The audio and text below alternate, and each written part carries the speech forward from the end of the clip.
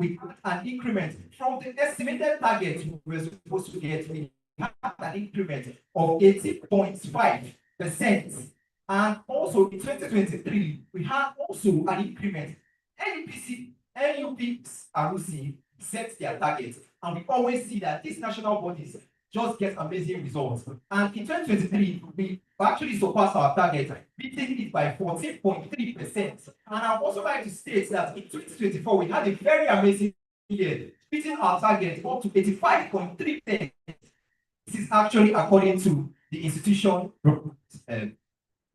brokerage report as 25. Now, moving on, I would also like to bring in one of our own, the Dangote refinery. When the Dangote refinery came to Nigeria, when the Dangote and civil investors came to Nigeria, looked at Nigeria and they moved forward with these plans. Why? Because we have one national regulatory body. I don't need to go to how much do you think I will spend on going across the whole 6 states national bodies and pushing forward this my project. In 36 states regulatory bodies shows us that we are going to have different policies. Possibly we'll have conflicting thoughts amongst these 36 states. Now, I would also like to show you the reasons why I feel that state decentralization should not be granted here. First of all, we have seen cases where there is boundary disputes. As we know in Nigeria, our reservoirs don't know where the line stops or where Delta ends, where Bayelsa starts from. We have run it all along as one Nigeria. So now decentralizing this will actually bring in land barrier, will bring in conflict amongst the people who are supposed to be united for the production of a better Nigerian industry. Now, moving on to the next point I have, corruption and mismanagement. We know how much it has affected Nigeria. I would like to remind us, my counterpart from Sukoli said something, and I would like to counter that. He made mention that if they are giving the opportunity, state levels are giving the opportunity, I would like to remind you of the regional body that was once created, the Oil Mineral Producing Area Development Commission, which was given the primary role of regulating and supporting communities under these oil producing states. Thank you very much. I hope with these 3 points of mine, I've been able to state how clearly this that way. Decentralization should not be an option. Thank you. Thank you very much. Now to go to the last part of this whole day. Yeah, 3 minutes. 3 minutes. Distinguished judges, esteemed opponents, ladies and gentlemen, I am Freedom Jeremiah from Delta State University, Only Campus. Representing the affirmative, I stand here to firmly establish our claims. Now, before we look into the actual data, let's talk about basic operational logic. Imagine a doctor walks into a hospital and prescribes the exact same medication in the exact same dosage to every single patient, regardless of their age, symptoms, or genetics. We wouldn't call that efficient uniformity. We will call it a malpractice. Yes, that is the exact regulatory malpractice the opposition are defending here today. They are arguing that a single detached central system can write a rule book that practically governs unconventional shale fracturing in one region, deep water offshore drilling in another region, and a marginal oil field in a third. Geology not uniform. Bureaucracy cannot be uniform. If a model guarantees that a single error at the top completely paralyzes the entire continent, it does not possess greater potential. It guarantees an absolute, it possesses an absolute guarantee of stagnation. Now, let's move from the theories to the actual hard data. The global empirical evidence has already settled this debate. My speakers have already delivered all the numerical metrics your opposition has clearly failed to answer. Let's take a look at the United States, where state-led and centralized federal people exist side by side. A 2019 study by policy analyst Edward shows that on average state-regulated land, operators are double the drilling velocity, averaging 24 wells annually per 1,000 sections, compared to a mere 11 managed on federal lands. Why is that? It's because state regulators act on the spot. Why distance federal programs cost a 58% permitting today? Now, let us move into energy economics, where data shows that centralization drives up the cash, needed to keep production alive. Let's Centralization ignores a core goal in petroleum economics, which is capital ring fencing. This financial firewall ensures that generate from acquired is directly invested into its own. Centralization completely destroys this firewall, treating local oil profits like a national credit card to fund unrelated federal projects. Look at the map of Mexico. Due to Mexico's centralized national monopoly via payments, the federal government extracted a large share of the revenue, about 43%, just to fund general spending. This limited reinvestment and also caused Mexico's main offshore field to suffer a 74% production decline in just a few years. Centralization literally left their greatest asset dry. To conclude, petroleum production does not grow through central control. It thrives on speed, flexibility, and also local expertise. We have shown through logic and global evidence that state regulatory control expand production faster, smarter, and more efficiently than a centralized monopoly. And even here in this hall, every section functions perfectly because the roles are shared. The moderators manage order, the judges evaluate, the speakers present, and the audience engage. Just imagine the chaos, wait, just imagine the chaos. If one single person managed to control every single one at once, that is the weakness of centralized regulation. Growth thrives when decisions are made fast, and decisions are made fastest by those closest to the ground. Thank you. You guys will get it down with the last speaker for enemy. 3 minutes.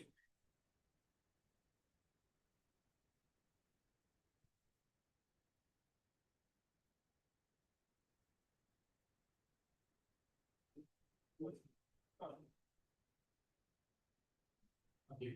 The Society of Petroleum Engineers for that section says the strongest solutions are built when engineers, analysts, and operators come together. And this coming together is the soul of our oil industry. And as you can tell, our opposite team has said we should factor that in sense that the state development is okay,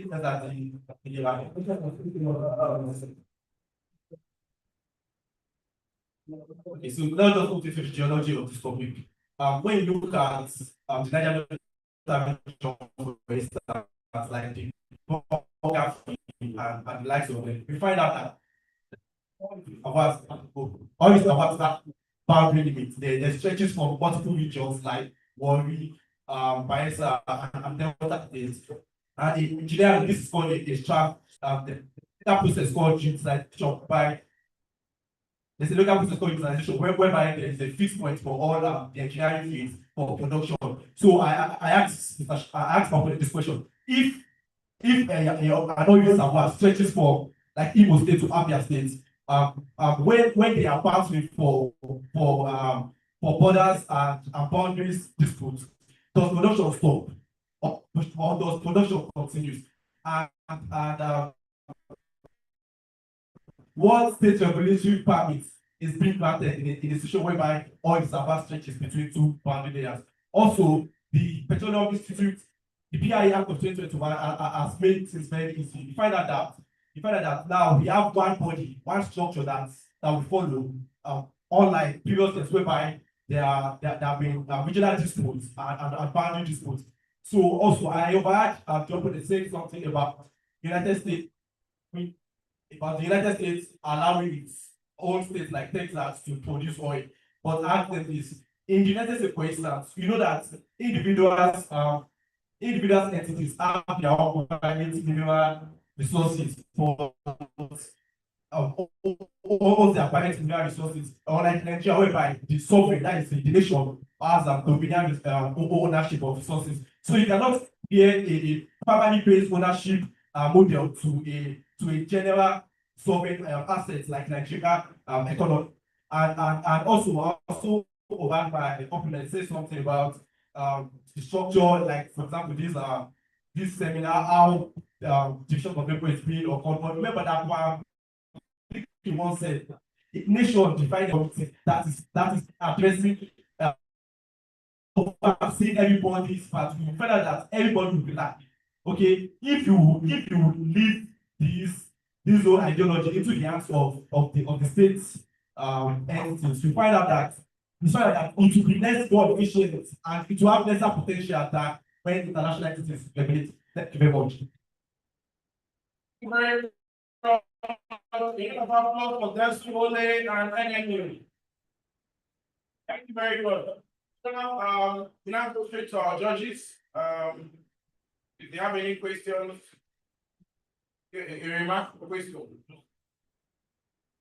Yeah, thank you very much. I think I'll just give a remark because of time. I really want to congratulate every one of you for voting.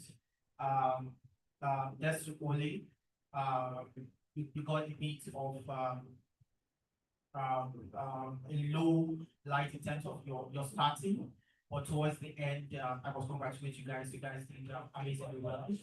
So we picked up, and I love the confidence that you guys exhibited, and most especially the statistics you guys gave in supporting the motion. So well done and congratulations. Then for the NMU team, well done. You had a great start and a good finish as well. I must commend the first speaker who opened the conversation. You did amazingly well. There's a bit of some issues with the statistics you gave, especially when it comes to oil production. I think from the first speaker, and since the NUPRC has been regulating the industry, there has always been an increase in terms of oil production, which is not entirely true. There have been times where there were no production, and the country as a whole has been struggling. We have been struggling with meeting the the quota in terms of oil production. So it's something that you might want to go back and look at the statistics properly, so that when you're supporting or when you are going against the motion, you really have the facts up to date. But overall, I'll say congratulations. Good.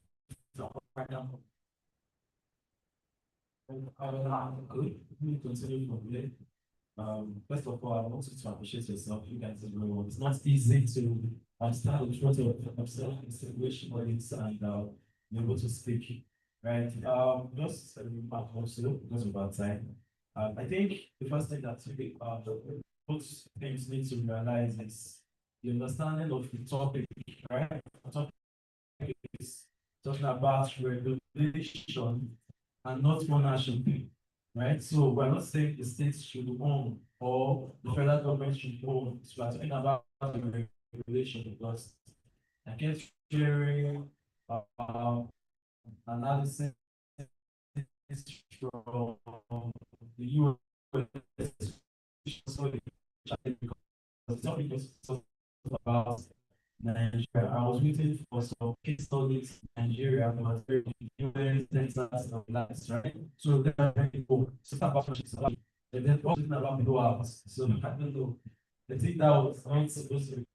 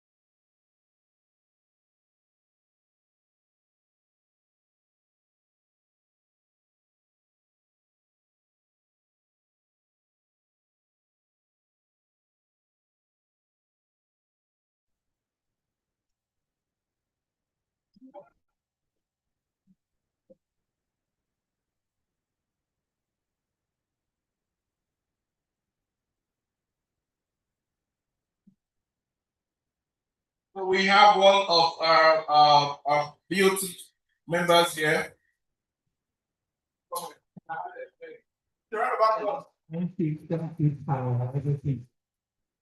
You see, what I'm saying here is a reflection of inefficiency, both from the school to where we are.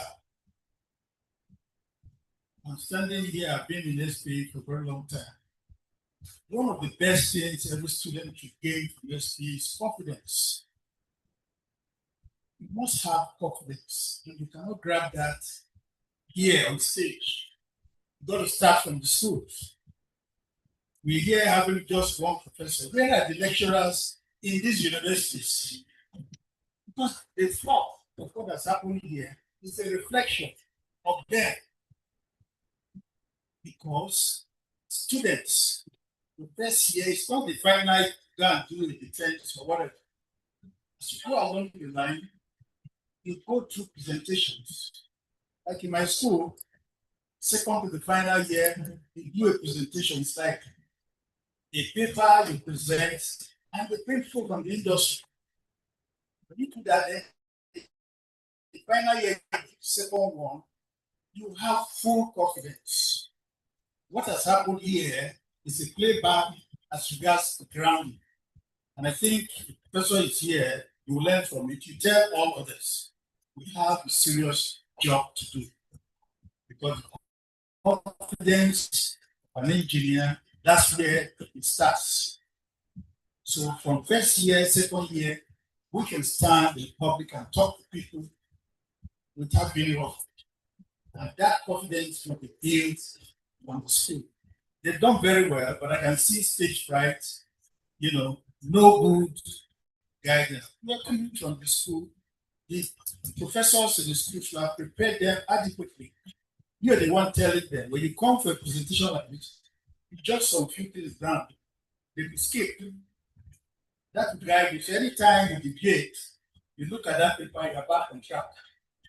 So we have a strong issue here, Dr. Chu. With the students, it's not your fault, it is the fault of our system. And we have to go back and address this. Because I used to take Nigerian students to SP International. The first set of students that went by me, paid their tickets, got their visa. You know what's happening to now? It's those people going for it, got them to the office.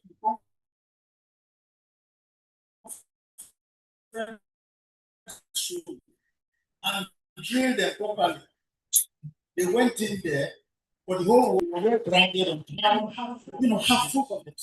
And it's not something to be important, but everybody is running after money and let things like this happen. So please, let us go back to the drawing board. Back to the drawing board. I've had Nigerian students win first prize PhD at the SP International, masters, undergraduates, because we keep time to bring them up. Those working in the the teachers should make sure when they are doing presentation, it's not the teachers alone. Bring people from the industry to face the students, to face that feeling of the students now is missing. So that's the message, and we have to do it because these are the people that will finally go to SP International to present to our students. If they go in there and start having a stage fright, that's when I used to be a grader at the international BS, Masters, and PhD. So these are little things we have to. It's not their big. These are little things just like that. We have one here, we have one at the other end. Which is a typical reflection of lack of good grooming. So we all have to do it. And those of you going for industrial attachment, because some of you go to industrial attachment and just say 3 months ago. Whoever is engaging you in industrial attachment, they have a responsibility. Like I said, no engineer, whether IT or NYC, will occupy a seat in that engineering office without producing. Once you come in, we treat you like other engineer, and you have to go out there and perform. So by the time you leave, you have something to gain. Thank you.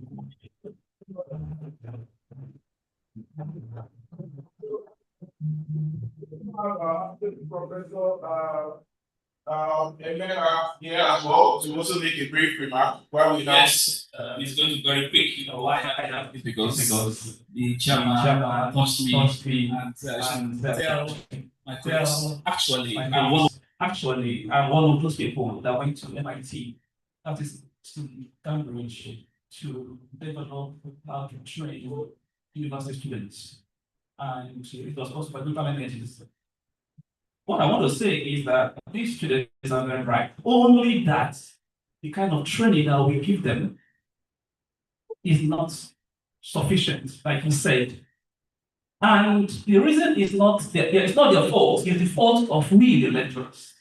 You know why? Because sometimes most of us who are professors and lecturers usually don't have what it takes to deliver the training. Because we do what we call who I know, like some recruitments are not being based on merit anymore. No, sorry, I have to say that. And if you are not sufficient, if you are not qualified, committed to deliver training to students, how do you expect them to perform? So I was impressed by the few guys that actually delivered, but that is why I organize, I'm in the committee that organizes training in a top-notch natural gas industry conference every year. And we do short courses for professors and lecturers. And these are the things we try to train them, that they can have the requisite capacity to deliver on training our students. Okay, thank you very much. Thank you very much, sir. Thank you very much.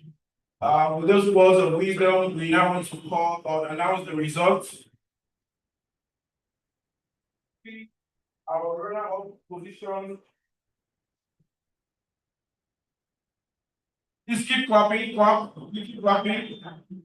Those to only with 61.39%. And then the winner for today's competition is NMU 70.89%.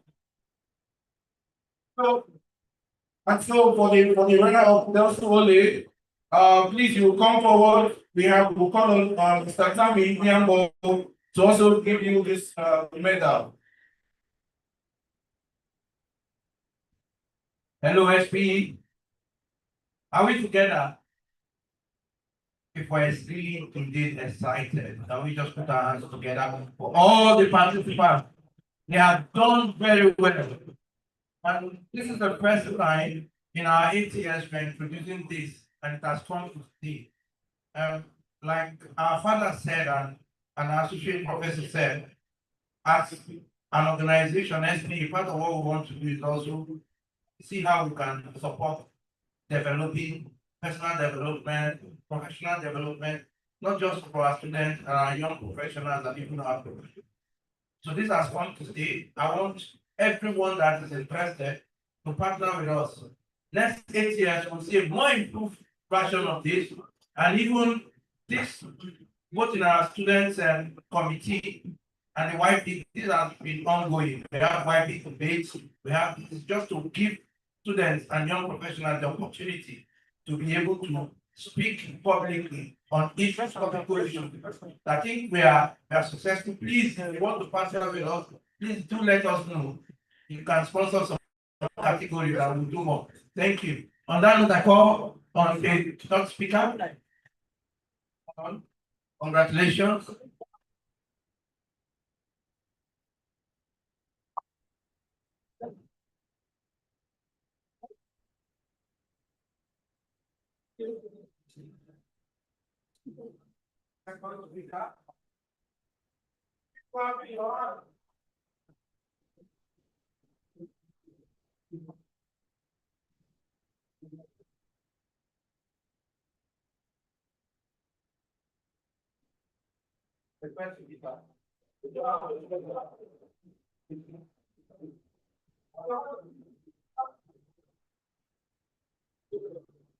Do you better?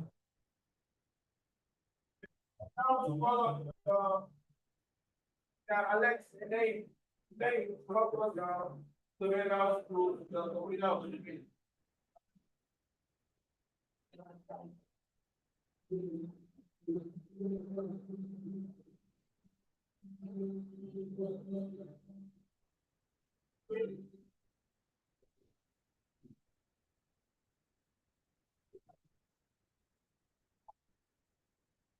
Well, I think this is a good drive. Start. I just hope to sustain it. If we push them up with time, they will get to the level where we all be happy with the situation. This being the first time, I think they've done the best. The professor had confirmed some of the observations. I just hope you all pick it up and make defense so that we can turn out sound aggressive young men and women and want to start. And I'm calling the congratulations.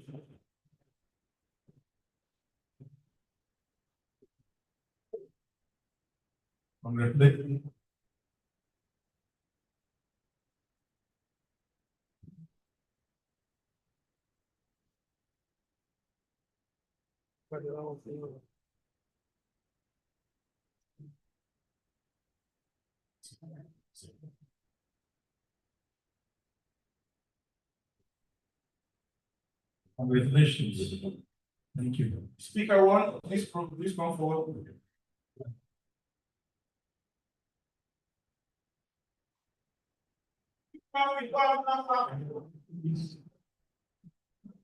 And I hope this will serve as a good model for all students. On behalf of section 104, is the award for the winning team. So this is our section chair, Dr. Daytona. I think we should get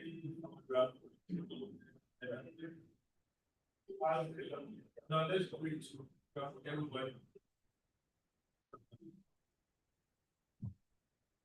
And also why this is going on, just to announce that over the past 3 weeks, or over a month when the competition started, we also identified who the best speaker or debater is. Do you have an idea? Who? Can I hear you? Enemy what? Enemy what? What's his name? Yeah? Beautiful. Our best debater is Jeremiah, the speaker one for enemy. And just also add that he also an award has been sponsored, a cash prize of 50,000 naira by Mr. If you have 5 minutes, it's been given to the best debater for the tournament, Jeremiah. Congratulations. So you can now go to your seat.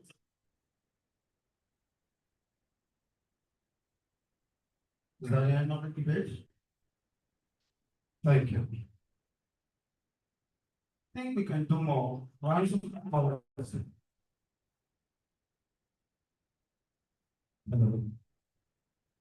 Please, engineers, let me check why this microphone is. One thing I don't like climbing the mountain and going to the valley about the same time. If it's the battery, let's find solution to it because we are going to the heart of this program. And I don't know one very respected speakers who have the same experience. All right.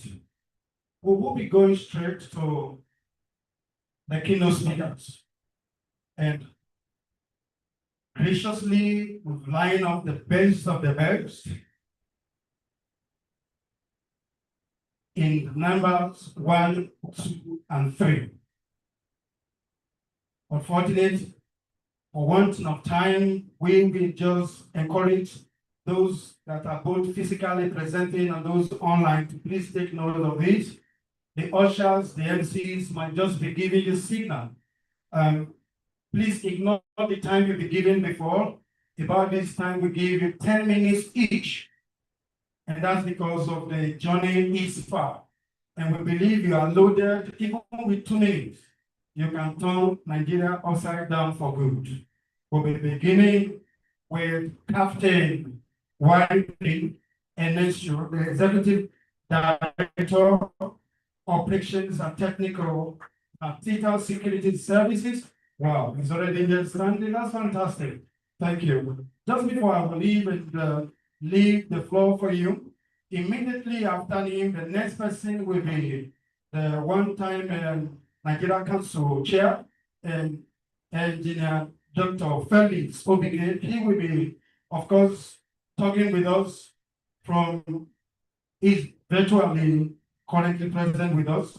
So we just want to follow this sequence. As soon as the captain is done, and Felix Obike will take his 10 minutes. Then, of course, the father of SP, I think I stand to be corrected, the only live member in Africa that I know of SP presently today that can attend any SP event anywhere, even if in the space, without paying any dime. Our father, Sir Alex Nee, will take the third place. So we have a lot to do here today. We just pray your aid of them, please give us the atmosphere so that they can deliver.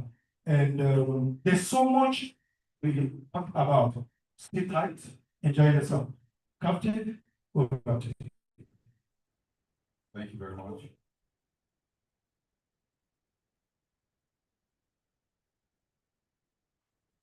I'm not too sure what I'm going to say then if that is going to convince you, but a lot of students here, I wasn't planning to give any presentation to see these things out, but with the amount of students here, possibly I have to go home and bring my computer.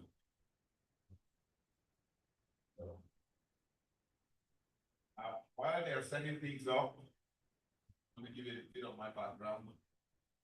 I happen to be ex-ship captain,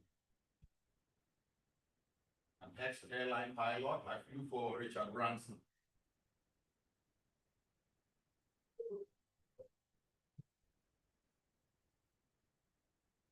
And I also worked on the side with the astronauts that were building the International Space Station. That's a bit of my background.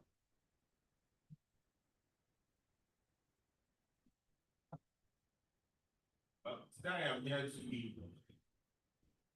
deliver a presentation on the use of technology. Like listening to all this debate, I wish this presentation came before the debate. Maybe they would have changed their mind. Please, they see what is going on. Yes, go ahead.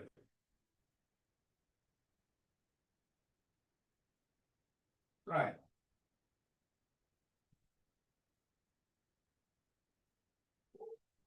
I want you to look at these figures, which was confirming what one of the judges said. Okay.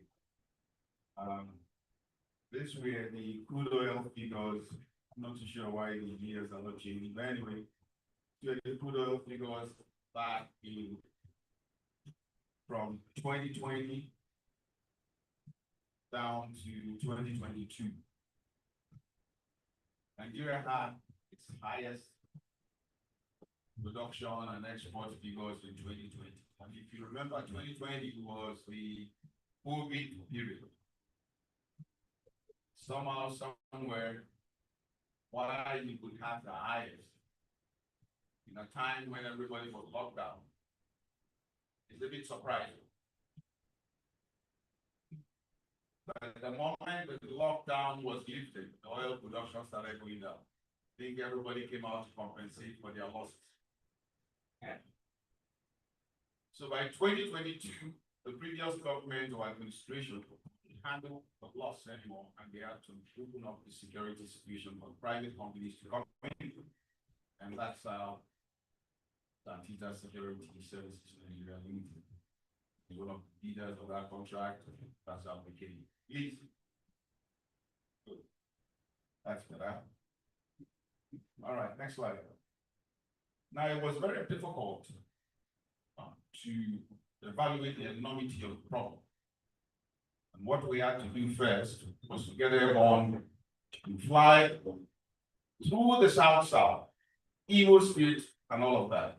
Because you don't see much on ground by virtue of your high line. Yeah. So, but the moment you go up, you see quite a lot, let alone see in front of the aircraft. And we had to take this trip around most of the critical areas. Please press the button. This was one of the worst cases we ever saw in the Niger Delta. Crude oil theft here was at its highest. Women, children, everybody was participating. Everybody. It was a full industry. It's a place called Azusa in Bayelsa State. It was very, very bad. In fact, you see the trees, they're all dying because of the pollution. You see the bottom. Some people were so brazen, no fear, because they've taken care of everybody. What you see here is a crude oil reserve. The steel and stuff. The smoke around is where they were refining diesel. If you remember, somewhere even up to 2022, diesel was only 220 naira per liter. Make no mistake, all that diesel you were buying for 220 naira per liter. 90% of it was coming from Niger Delta. There was no imported diesel. Maybe 10%. That's what was happening. Now all of that is gone. Black suit was very, very strong in Port Harcourt. If you see the black suit is also gone. In fact, it used to affect us aviators because I came to Nigeria as a pilot. And when you're coming to land in the morning, the precision system cannot bring you low enough to see the ground. You have to go back up, or you go back to your alternate airport and wait till the suit takes. Cost thousands of dollars aviation fuel, which we have to spend on. Hit the button. Look at the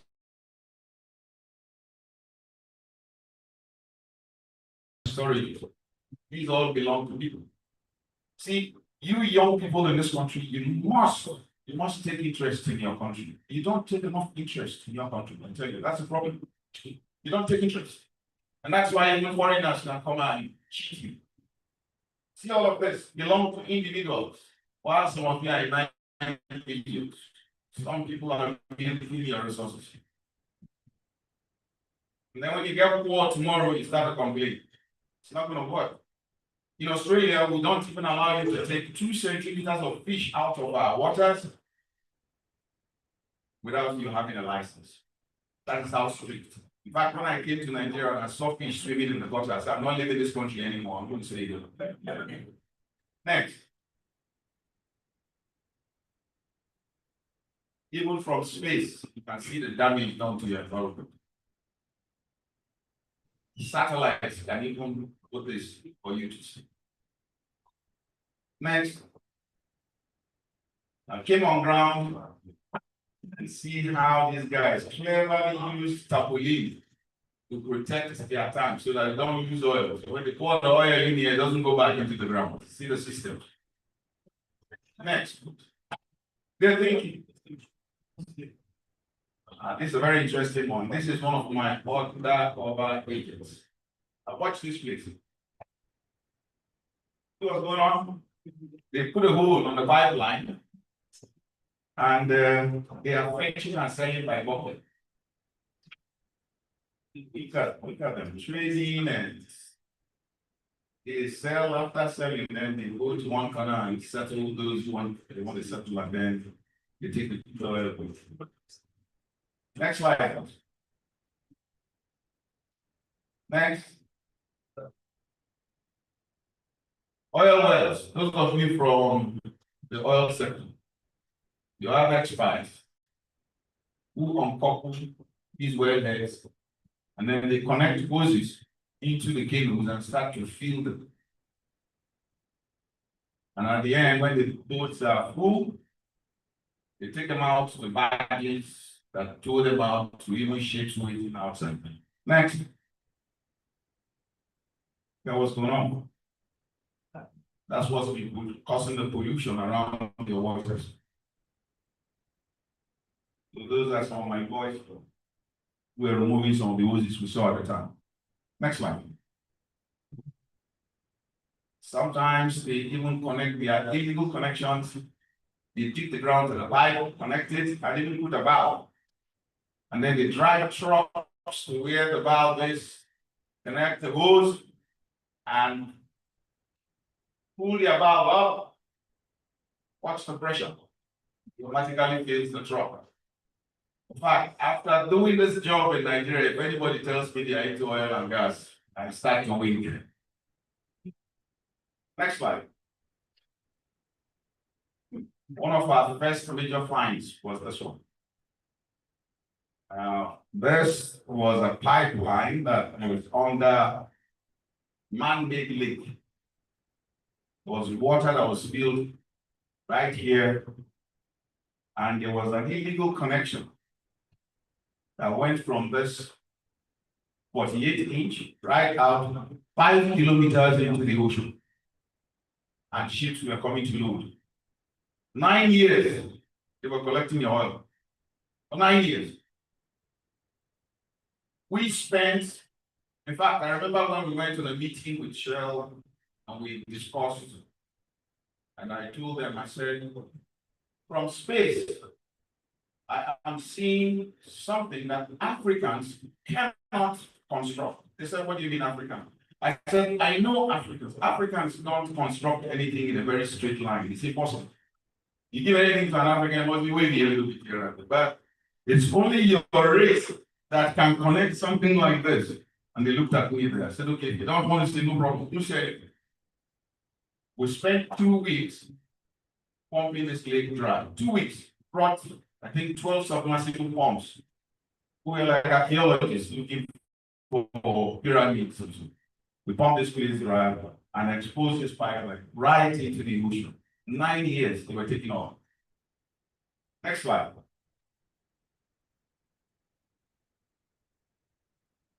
That's how I look from the top. Next slide. Out at sea. See what they're doing in your waters. What foreigners are doing. They open your well jackets. Next slide. Just press button, and then they bring ships to come and load. See what's going on? Yeah. This was one of the ships we arrested. Make no mistakes, how we got this was that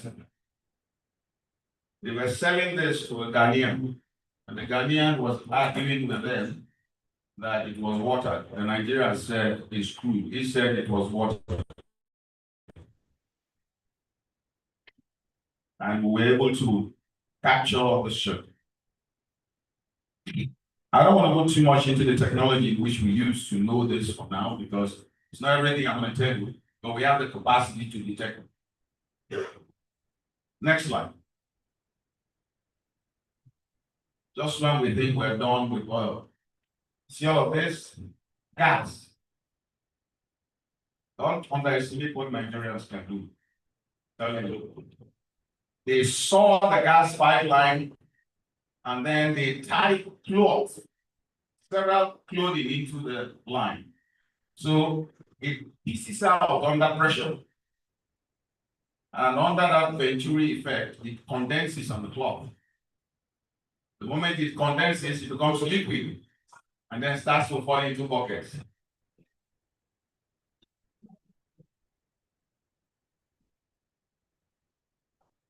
I'm not teaching you how to plan do liquefied natural gas business though. Yes.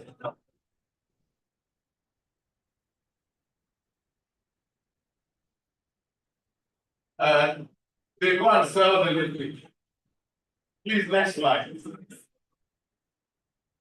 And this goes on for kilometers in some areas. Next slide. The slide, please.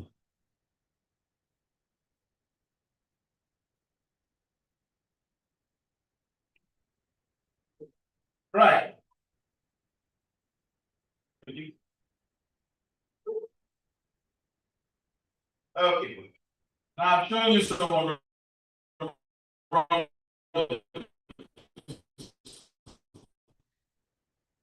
We didn't have a choice. We deployed quite different set of drones, but you have to be careful when you go get technology that is not yours. Yeah. And I happen to be the tech person in the company. So I have a lot of partners around the world. These are my partners in Washington, D.C., building these drones. They have the capacity to stay airborne for 14 hours. 14 hours can stay airborne. But communication range 140 kilometers. That was before now. But we carried out a research. Please press the play button. See all these young boys. They're not older than you here, though. You know what they are doing? IT. They're all IT. So see the people that you're going to come up against when you grow up. You see why we can't match these people. At this stage, they are learning to construct this. What we are doing here is balancing the drone so that when it goes off, it doesn't come back down in a bad way. Next slide. Just press the button. Okay, go. All right. That was myself during the test because I'm part of the building process. Next slide. As at today, we have the largest fleet of drones in the whole of Africa, private company. All sorts, we have all our partners from different locations here and there. For you students, maybe at one point you can arrange with yourselves. You can visit our office here. We'll show you some of this practically.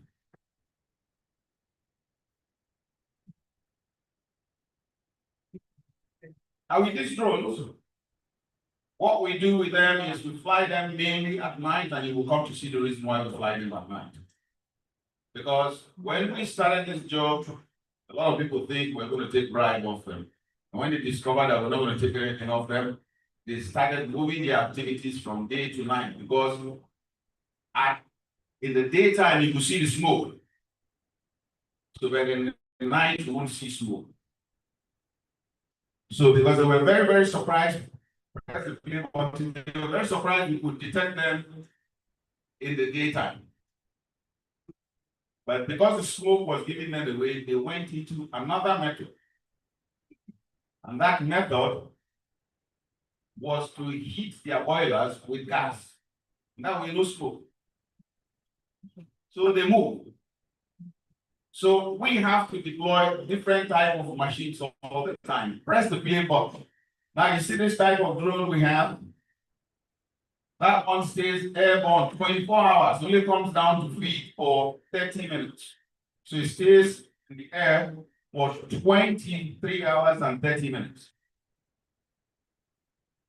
We did a research and say instead of using fuel, we have a power cable that is connected to the power source on the ground. And then we have a range to see the drone or all the images it sees around. It makes our life very, very easy. See how we also change. Or we evolve. We have to keep evolving. In fact, that's why I love the criminals. Anytime we catch a criminal, we always tell the authorities to be easy on them because without these people, we also wouldn't learn all of these things. So relax. Next slide. So we can even carry this equipment on the car, launch it up anywhere so we can see it. But it's going to get more crazy and more interesting. Go ahead. So for the ships, they are also very coming close to the daytime. So we deployed drones at night. This ship was seen off the coast of Bayelsa. So it went out there, connected its hoses to the well jacket. And you see all of them, look at them. They didn't even know we were even up there. Because the cameras are so good on those drones that we can pick people up even from 6,000 feet above. In fact, when you come, don't touch the camera. One camera is our $1 million, and I'm the only one who has that money, so I'm the only one allowed to touch them.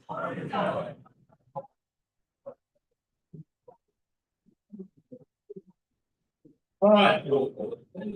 You see those three dots? They are human beings lying down.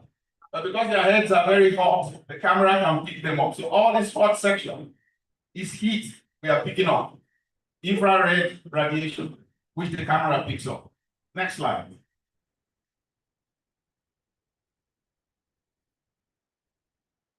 I want you to look at this very, very carefully. See, this is a night image.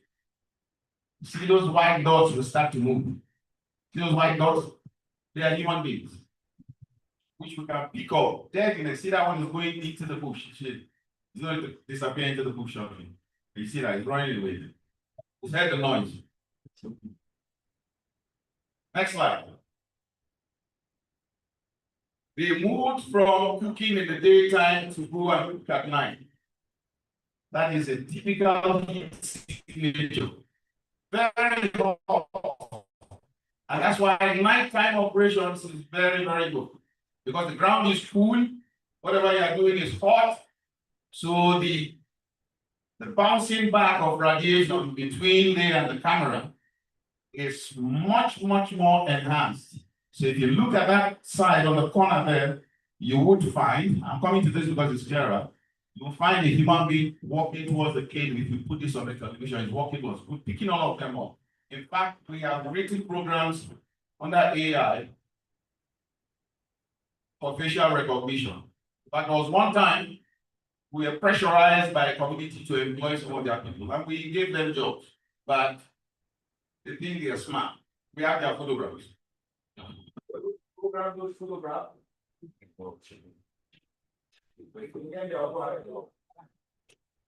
Program their photograph into the door. The moment the boy moved up,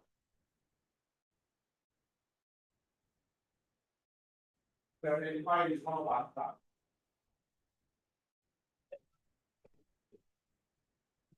Go ahead. Thank you. You see this? This is the boy. Watch it. Watch. Watch what he's gonna do. The first thing that attracted us was he ran into the bush. And by the time he came out, he had makeup on. He thinks he's smart. Look at it. And watch his face. When he turns. Aha. Ball here in the bush is a bit of a tricky one. I'm telling you, he was one of my staff. So, well, that is sometimes the issues you face. Go ahead, next slide. I'll end it shortly.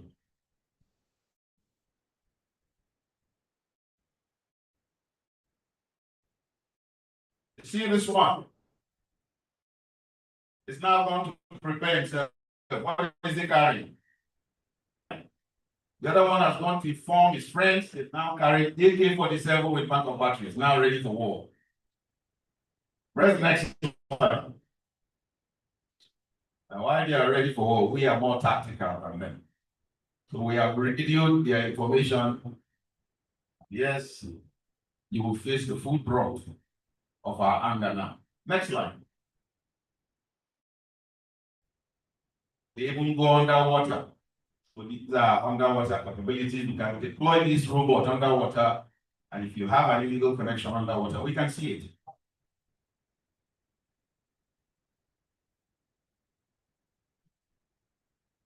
And that was our test base in Houston, Texas, where we used to test them. Next slide.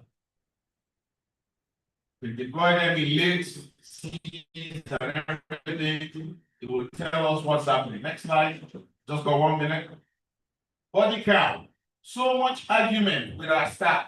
Sometimes some people say, oh, your staff insulted me. Oh, your staff did this. Some communities will say, oh, we did this, we did that. We say, okay, you know what? I'll solve that problem. I put body camera on all my staff. And my body cameras have the capacity to trade. You see, if you walk 1 kilometer, I know. It will send that information to me. If my phone, I will know where you walked and where you stopped. At least with that length, I know how much to pay you at the end of the month. You can sit down and visit somewhere anyway. Right. Next slide. This is our control center. This is not NASA. This is our command and control center where all these images come from. And it will interest you to know that this center is right here in Warri.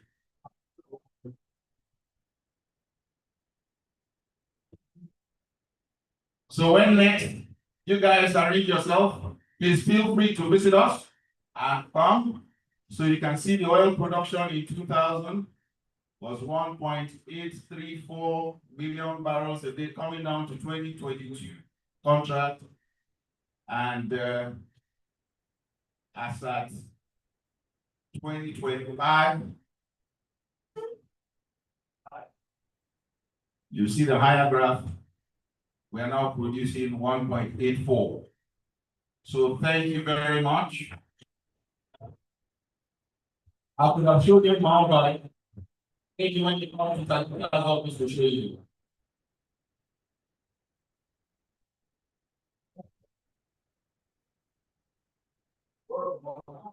Hey, we start even club here. Some of you, they are asking for place of to go to cinema and watch this. You don't understand what they're saying. Yeah. We stand innovation. How this one? This one for the how the Lord they don't want you to position yourself. With the authority, thank you, you may be seated. Thank you. That thing you stood outside, bro. Now I see what concern is. So please have a seat. Please have a seat. How? And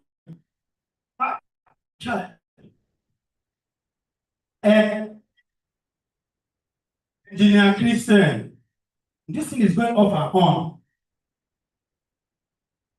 Okay, I don't want to bring them up here. Then at the end of the day, I'll do it like this. Give me another microphone, please. Mess us up. You know our session is capable, and our chairman and the IPC, they are all here. No, don't do that. Don't let me lose my job. Fantastic. I think whoever designed it is Lord. I'd like to bring you to make this presentation. Thank you. Engineer Mrs. Magdalene, please. The president is needed. This is fantastic. There's no better way to say Captain, thank you. I really agree with you. I'm actually overwhelmed right now, and I feel I have, if I walk away now, I have achieved so much from this symposium this year. Thank you so much for the very perfect presentation that you have given to us. I've actually requested for drone service from my company where I work, and a lot of times what I see are mostly static pictures, but you've given me the dynamic ones, and I'm truly grateful for this. And I also want to request that when we are going for that excursion, I would want to be a part of it. Thank you. Thanks. So on behalf of the organizing committee and the section, I would love to present this to you, and I feel very honored that I've been called upon to do this. We truly appreciate all that you have shared with us this afternoon, and we look forward to more collaborations with you in the future. Thank you so much.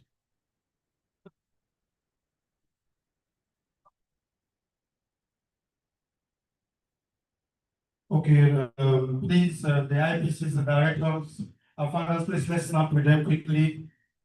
Sorry. Thank you. We have hope that session 104 is going places. Ah, Father, don't talk am. Did you hear that? This is wonderful. That's the one that matters most. Thank you. Thank you so much. Thank you, thank you.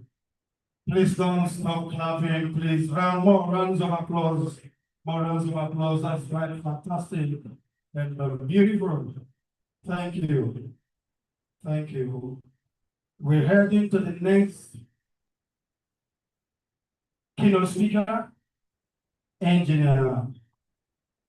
This speaker is not just the director of Section 104. He's also the one-time chairman of Nigerian Council SPE. If a big organ, pata in Seplat. Students, you have hope. Just keep praying that God will keep them. So as you are finishing, you will not suffer to look for job. And we talk and will not send me. Please, sir, I want to believe that our boss is set online. This virtually will be presenting, taking the second keynote presentation. IT, please give the signal. Let's confirm it's set. Yeah, Chair, can you speak? Let's confirm if we can hear you. Fantastic. Hello, Okay. can you hear me? We are seeing the image. The next thing is audio. Can you hear me now? Chair, from here. Audio. Can you hear me? Don't worry, don't be going there. I can hear you very well. Hello, can you hear me? Yeah, we're waiting for them.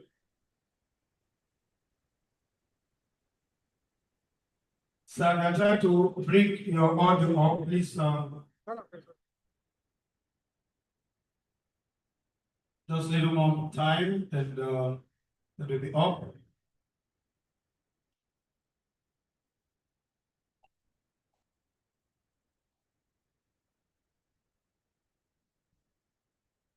Okay.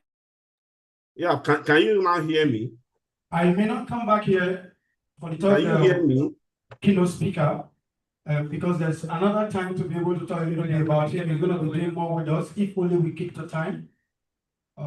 You see quite a number of things he has done personally to ensure that. Just confirm if you can hear us, please. I can hear you. So while talking, I'm looking at them and giving me signals. Once it's up.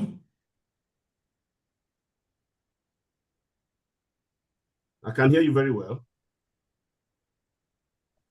Yeah, we can hear you. Go ahead. Sure. Is he talking? Please talk to him. Let's hear if he's talking to us. Okay, I can hear you. Can you now hear me?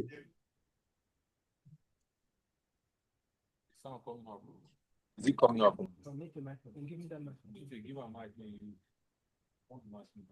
Oh, and let it respond if you don't dare. Yeah, Chair, we can hear you now. Go ahead. All right. Okay. For security. Okay. Good afternoon, everyone. Thank you.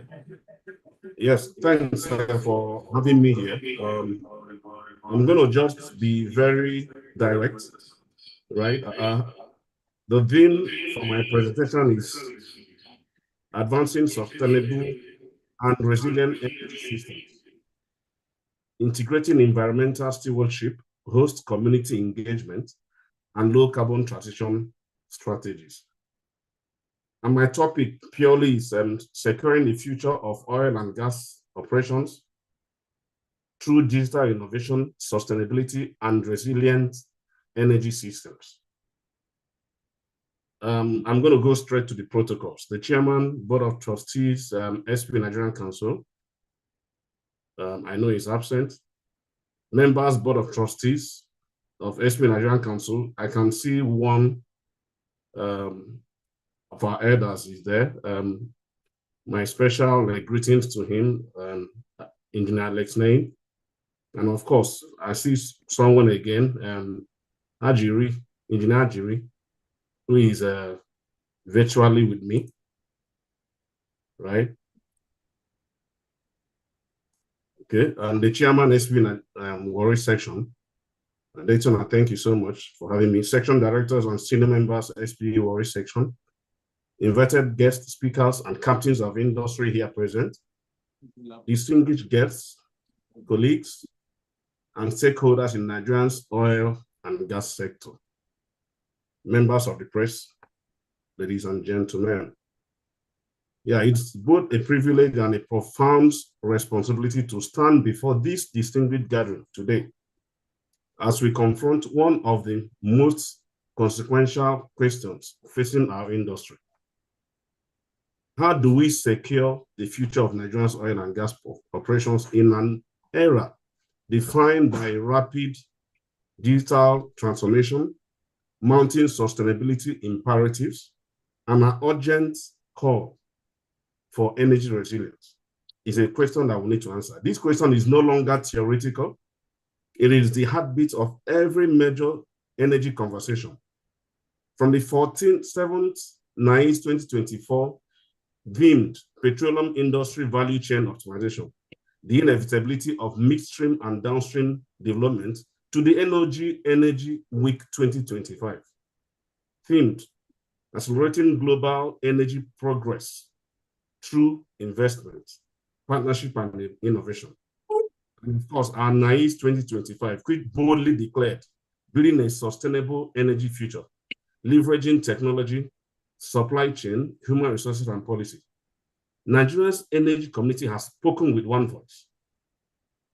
The future demands innovation, sustainability, and resilience. And I'm going to dwell on that. Right? I have structured my remarks today around 3 interconnected pillars that I believe must form the architecture of Nigeria's energy security strategy. One is digital innovation as the engine of operational excellence. The second one is sustainability as a strategic imperative, not a compliance exercise. I need us to know that. And then thirdly, and not the least, resilient energy systems as the foundation of long-term competitiveness. So I'm going to go through these 3 topics. Assiduously, digital innovation as the engine of operational excellence. Nigeria's upstream sector is at a digital inflection point. At NICE 2025, sections spotlighted digital energy solutions, enhanced recovery techniques, and low carbon operations. Now, the NPRC has itself committed to digitizing regulatory processes to reduce turnaround times and ensure data integrity, a reform long overdue. You can agree with me on that. It's been long overdue. Now, going on digital twins, AI-driven predictive maintenance, real-time reservoir management, and automated pipeline monitoring are no longer aspirational concepts. Thank God Tantika spoke on that. They are deployable tools available today. The critical question, please, can you hear me? Because I'm hearing some things behind. Can you hear me? Yes, No, they can. Yes, heard? they can. Yes, they can. They can Okay. hear you, sir. Beautiful. Now, We can hear you now. okay. The critical question is whether Nigerians operators, both IOCs and increasingly empowered indigenous companies like Seplat, to mention but a few, are moving fast enough to embed these tools within their operational DNA. We cannot afford to operate 21st century assets with 20th century methods.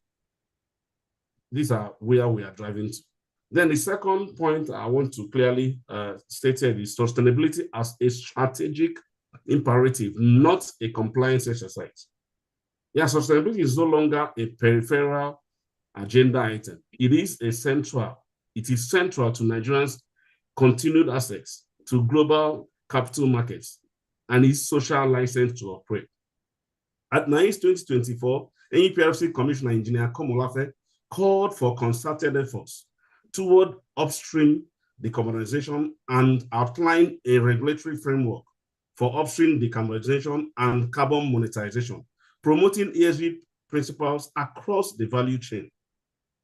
And then by 2025, reports show that the same NEPRC, right, has launched a 7-pillar upstream oil and gas decarbonization and sustainability framework backed by enforceable gas flaring, venting, and methane emissions rules. Nigeria's oil output reached 1.8 million barrels per day in same July 2025, a 9.9% year-on-year increase. But growth without decarbonization will be growth with a diminishing shelf life. I know you can agree with me on that. So we must demonstrate to the world that we can grow production, eliminate routine flaring, and attract climate-aligned investments simultaneously. This is not a contradiction. It is the only credible development pathway, right? These are things we're going to use to discuss, I believe, in the panel sessions. Now, going to the last but not the least, resilient energy systems as the foundation of long-term competitiveness. Resilience is the capacity of our energy systems to absorb shocks, geopolitically, climatic, and financial, and of course, continue delivering. So NPRC's introduction of a cluster and nodal development model for deep water and offshore projects enables shared infrastructure, optimized subsurface frameworks, and local content demystification, all critical components of system resilience, right? So gas infrastructure must similarly be treated as a resilient asset. As our NICE 2026 agenda emphasizes, and I quote, resilient energy systems in an evolving landscape is now a standalone strategic imperative. Nigeria's over 200 trillion cubic feet of proven gas reserves must be monetized, not only for export revenue, but also for domestic power generation, industrial feedstock, and grid stabilization. A nation that cannot power its own industries cannot secure its energy future, regardless of how much crude it produces. And I believe you can attest to that. So where are we going to now? For call to action, which I believe the panelists will need to discuss on. Yeah, distinguished colleagues, the convergence of digital innovation, sustainability, and resilient systems is not a future state. It is an urgent present imperative. The industry gatherings of the past 2 years, NICE, NOG, NAPE, and NIES, have collectively sounded a clarion call. Incremental change is insufficient. We need bold, coordinated, and purposeful transformation. As professionals in this sector, we are not merely witnesses to this transformation. We are its architects. So let us live here resolved to embed digital tools in our operations, champion sustainability in our boardrooms and field practices, and advocate relentless for the infrastructure investments that will make Nigeria's energy system resilient for generations to come. The future of Nigeria's oil and gas sector will not be secured by crude alone. It will be secured by our collective ingenuity, commitment, and courage to lead. That's all I have for you guys. Thank you so much.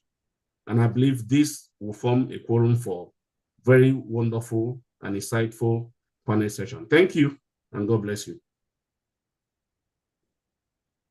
Thank you so much. Thank you so much. We will need to bring to the podium now.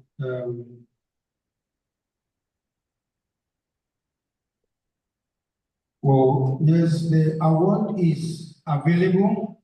Session chair, ATS chair, do you want us to give that award now? Please. Hello. We'll do that award later. Sir, I hope he's still online. Yeah, somebody can take the award for me. I have a program as I speak that started. Thank you so much. Thank you so much. A DOCO can take the address of the award for me, please. Thank you. No problem, sir. Thank you so much. We do appreciate your timely and very insightful presentation. Thank you, sir. Thanks to Engineer Ney for me. Thank you so much, sir. I remain loyal. Sir? Sir, now send you. I said next year you should be worried. No problem. I'll work towards that. I'll try and be there. I'll work towards that. Thank you so much. All right. I also want to quickly recognize the presence of one of the Seplat powerful woman, Okoche Rhoda Laboratories. Chemist is here present. Maybe because she's aware that you know how to do that. Yeah. Sir, your woman, thank you. All right. Thank you. Thank you, madam. Thank you. Engineer Tommy, please come ahead and present this award. Hey, Madam Rhoda, so you should come and receive it. Yes, let her receive it. That will be fine. Fantastic. You know, yeah, our guy don't talk by himself. Clear the road. Cameraman, leave the road. Be focused on that. Show them.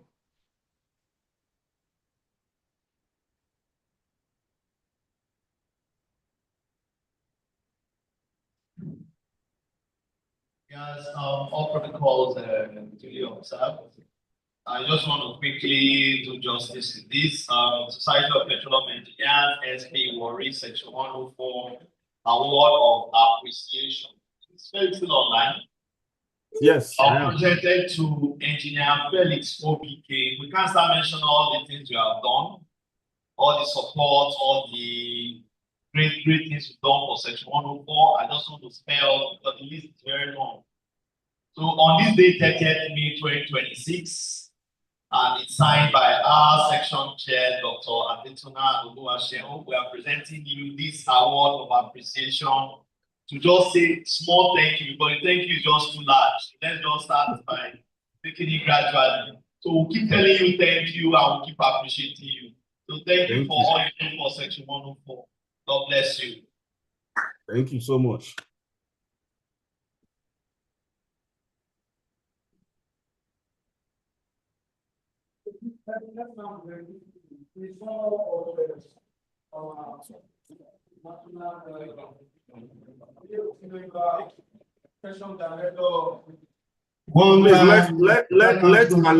Let Alex Nay be there, please. Thank you. Let's now begin. Thank you. Thank you. We are honored to have you, sir. Thank you so much. You for us. Amen. Snap well, so that God will see him. Thank you so much. Yes, bless you. Amen. Amen.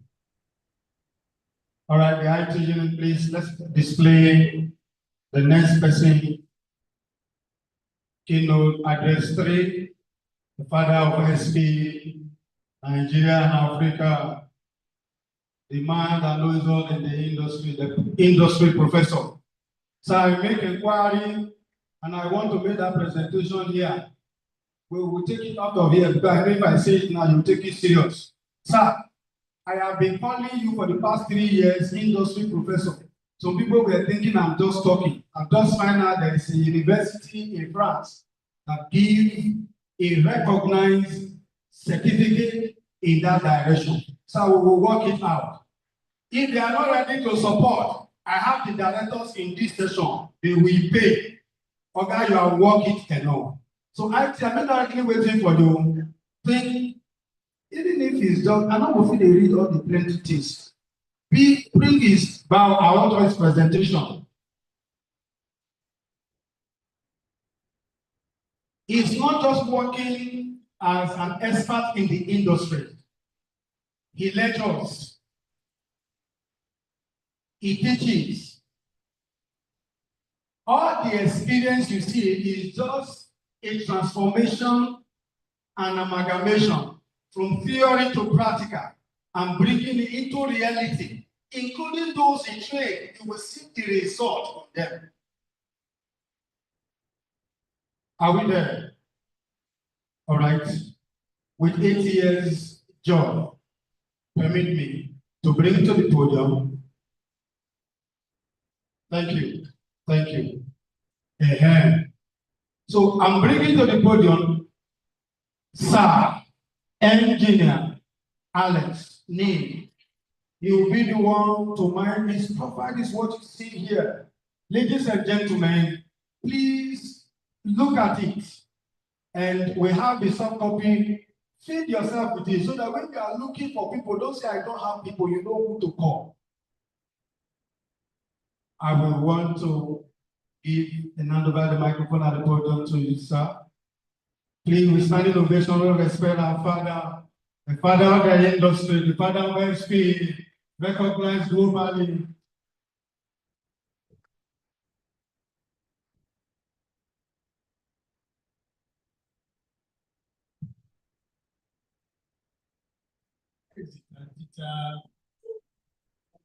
Is he still there? Yes, I am. I love my heart for you. Because when I saw what you presented, the best company I saw was 1983.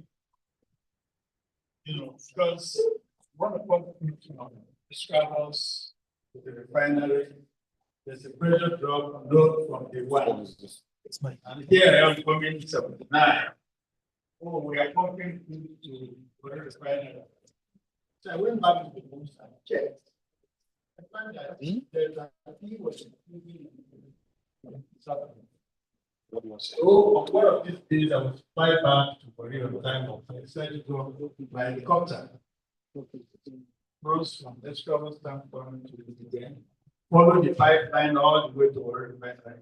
I saw 3 different places where they were tapping. I reported, if you pump 300,000 from the travels, what refinery will say we receive 300,000. So that does not look engineering. So what you are seeing today as stolen oil and all whatnot, I've seen it way back in 1983. I spoke out, nobody listened. Somebody say, what is your business? Give them 300,000, what's your business? But not only that, the leakages we are seeing, we, the operators, the oil companies, we are part of this crime. I'm saying it with all honesty. Because the pipeline showed this should be around the Bola, where they run that attachment and send it almost 4 kilometers into the ocean. There is no way you can do that fabrication that is being seen because shared location is just a few yards away from the place. And it's not something you do one day. That's like They are living there. So I know definitely people inside knew what was going on. It's a shame. Most of the things revealed there, I knew them long ago. The conferences, even though BJ's time, I used to tell them, see, this, what we're doing is wrong. But again, if you stand up to facing issues like that, you'll be unpopular. For me, I have nothing to lose. I'm not a businessman, I'm not hungry too. So we must wake up as Nigerians to face the facts and tackle it. That's why I said I love my marketing, because most of the innovations came up, they are things I thought about way back in 1983. Now we're here talking about oil thefts, insecurity, and everything. But thank God he's been able to come up with things which will help us now. Oil theft is not a new thing in the world. The oil industry started in the US. People stole oil too. With time, it graduated. The debate you had here this morning about federal government control and state government control. Every state in the US have their own when it comes to the oil business. The reason is very simple. I'm nearer to the source, I'm nearer to the problem. The federal government is far from the problem.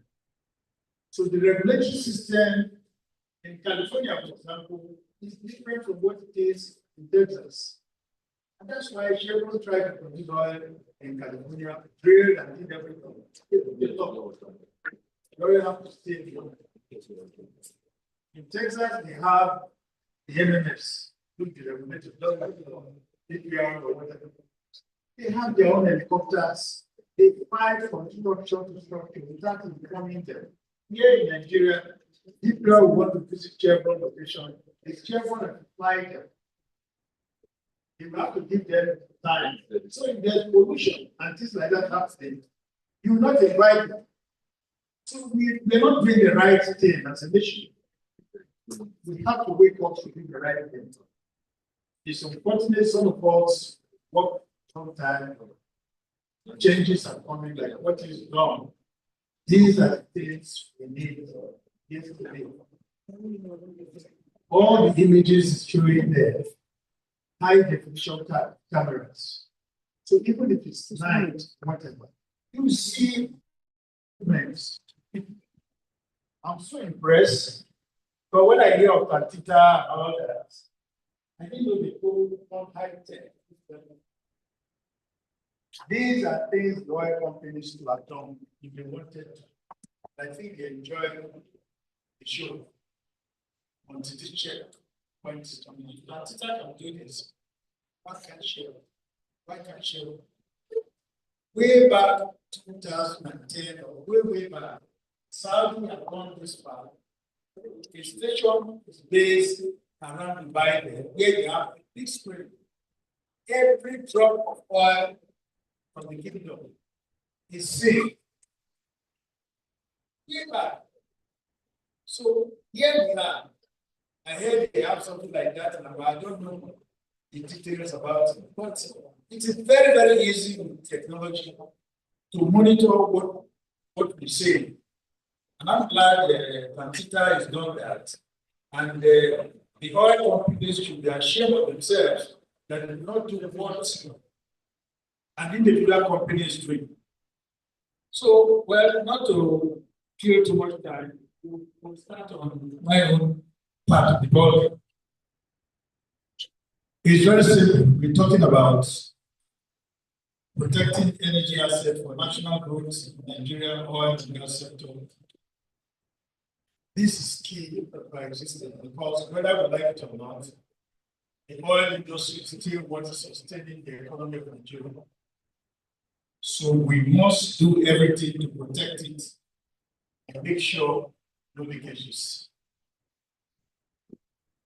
What they've done is excellent, but I can assure you as we stay here, there's oil theft going on. They've done extremely well. But what can we as Nigerians do to improve the situation? Say if the communities allow oil or broken pipe in their area, they will be charged out of the money they're getting. That's nonsense. Because you can see the high-tech level with which this job is done.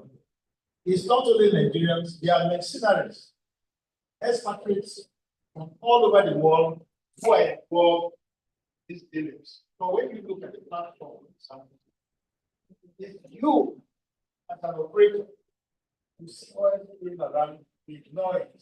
When the wells associated, you can do downhole closure of the wells to stop that leaking. And most oil companies just people dumping pollutants in the river. You dump pollutants in the river, you know where the spec is. When you are reporting to area, sometimes they will like 3 barrels of oil. While in reality, we are talking about thousands of barrels of oil. That's the sincerity of the industry against Nigerian state. And who is conniving? The regulators.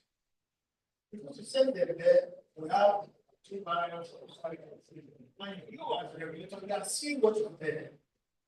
You are saying, so we have to change our attitude to this whole thing.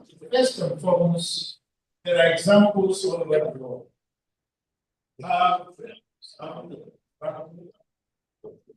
People, I'm not here. What the devil can work for people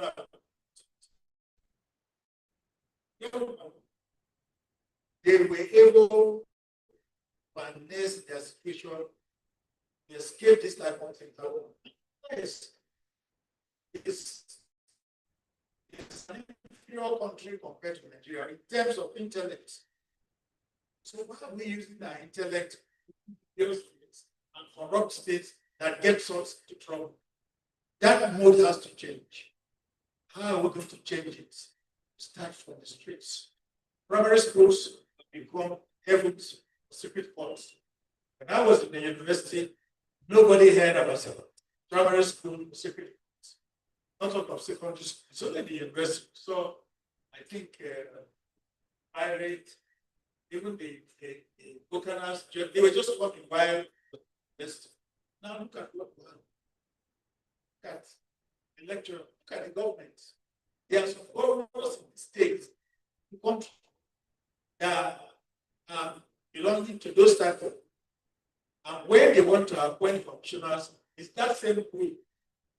They are really degenerating in all directions. So what I'm going to tell you this morning is nothing strange. Aramco is there. I've always maintained that how come NNPC was set up as a collector agent? Because way back in the 1976, and the Adams and a lot of them came to Houston, I met them for the first time. NNPC was supposed to have their own drilling company, doing like other IOCs and compete. But eventually they became revenue collector. For the first time, I was so pleased when they said, no, the money should be central banks. Go and work as a company. Drill, do business like business. If this trend continues in the next few years, I think will come of it.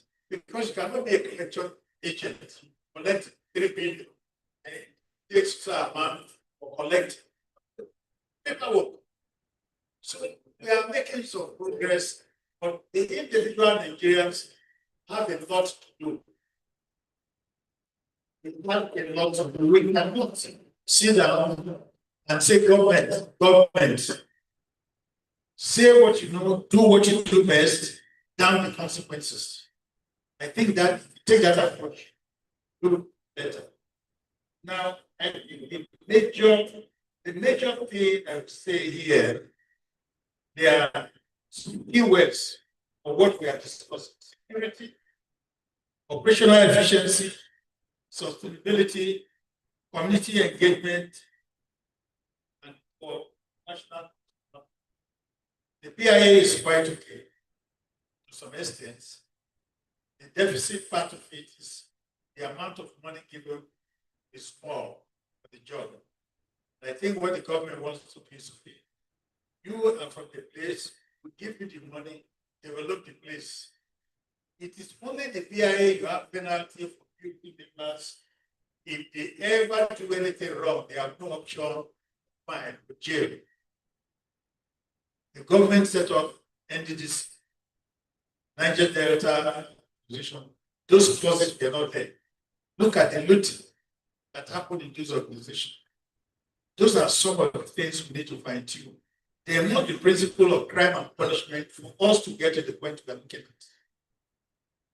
No person should go away scot-free when they get caught. If we embark on that, a lot of things will happen. But like I said, security, operational sustainability, and all other things. One thing I'm very sure of, this country is blessed intelligent people. But the negative application of the intelligence is our problem. When I say negative application, is highly intelligent.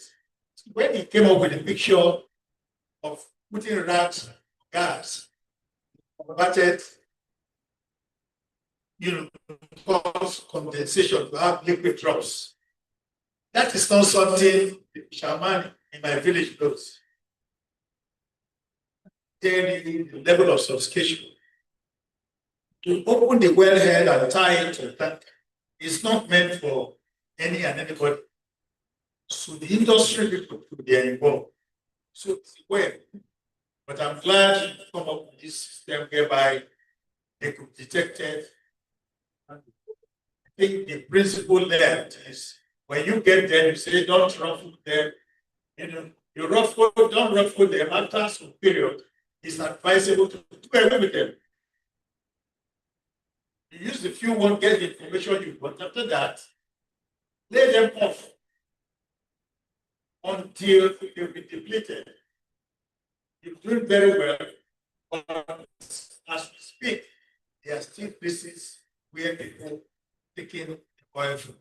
But the key thing here, security, operational efficiency, and all the things I mentioned. Now, one other area that we left out is any realization of the community people. He came up with some employees from the community, they employ, they are involved. It's like giving fish to a rat to kill. You give fish to a rat to kill. That guy has been involved in this stuff. So he comes there, then turn out to do what he is doing best. And if you didn't have that camera, there's no way you can catch it. That it took fire. He is the one doing it. So these are some of the issues we need to really tackle. Like I said, Nigeria is blessed with intelligent people, application of the knowledge, the right thing is our problem. And I think you, the younger ones, university, let us start with you.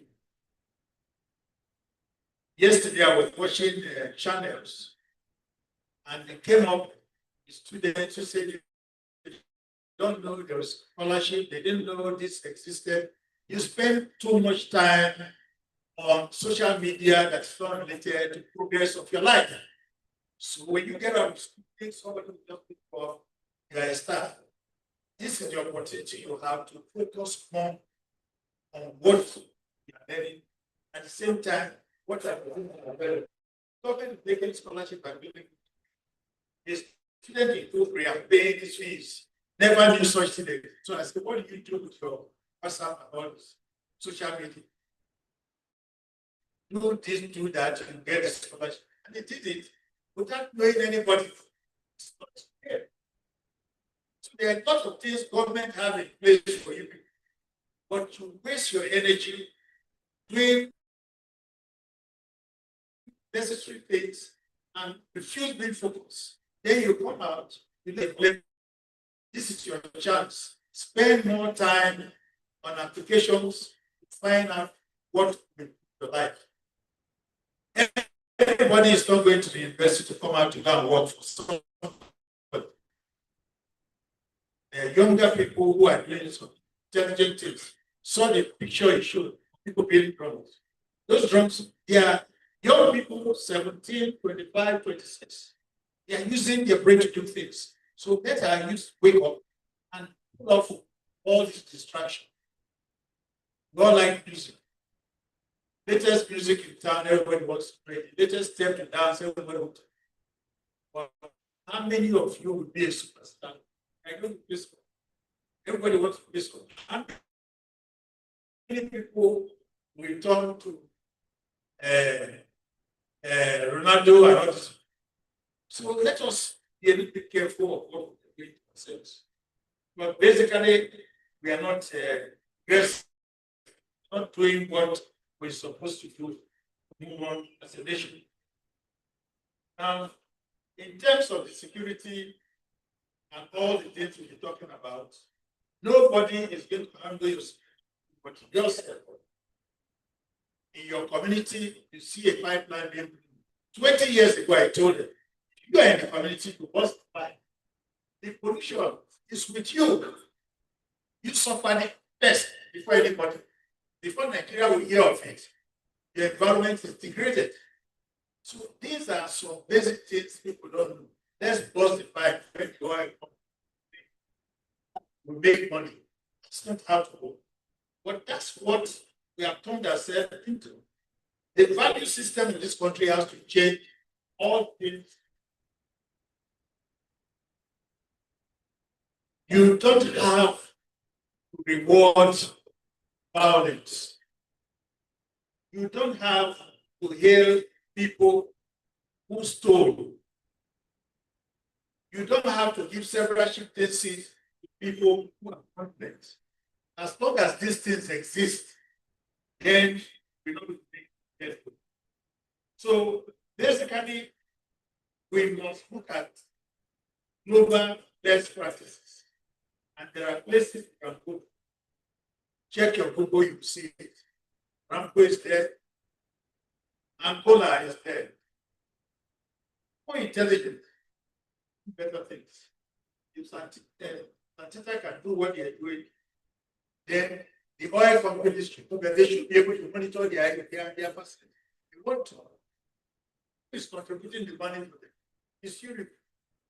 So why can't you protect cities? Why do you want to try to restore it? 1983 till now is escalating. Somebody, when they gave them the contract, they said the production will be up with all that. Generally, the income the oil companies have to operate now is getting less because there are other places they can put their money into make more money. So what is that telling us? Let us relax and make sure make all these things. Then there will be more production. The taking over of the assets by local oil companies is a good idea. It's the SP that came up with marginal field. So small oil company started in the US, developed. So if you give marginal field to these guys, you develop it, and with time, you give them the build up for the margin. All of them, they were there making all these predictions. And today, you have people like Setland, other oil companies coming up. But the concern is standards. We must maintain standards. We all know the standards. Let us not be cutting edges to do things that are not special. We have the knowledge. People have been trained. I keep saying it. If the present federal government wants this oil company or this oil industry to function properly, I can close my eye and pick just 20 people. This country will be on a straight line. 20, just 20 people. Everything will change. It's doable. But this man take this for the first time in this industry. We had Lukman. After Lukman, who are the people who have oil ministers? We had Desani, oil minister. And I questioned it that time. I said, look, what is our function in the oil industry? All communities share with go for meeting, all that. When you put a person like that as Minister of Petroleum, so what do you expect? Until we change that, the square peg, the square hole, we never get there.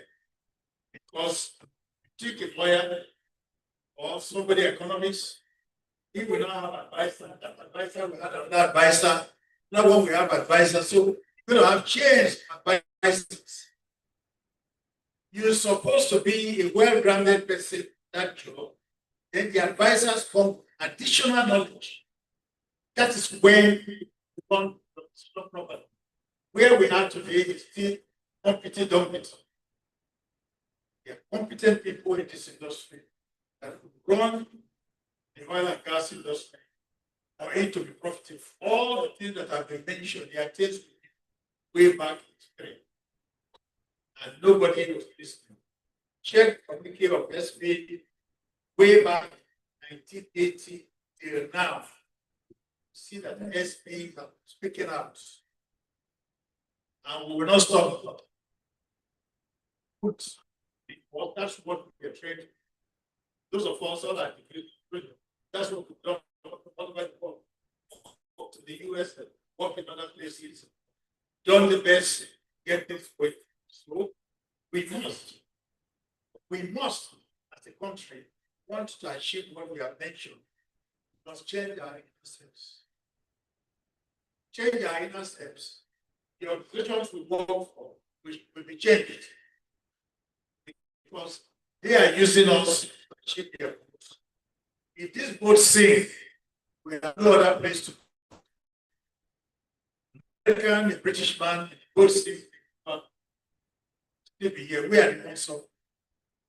Let us resolve today that we, as Nigerians, will ensure all these leakages are stopped, turn a new leaf, so that we can develop this country based on these resources.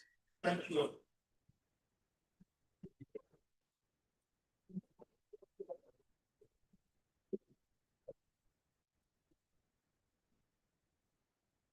Yes, thank you so much. Please, I think we can do better.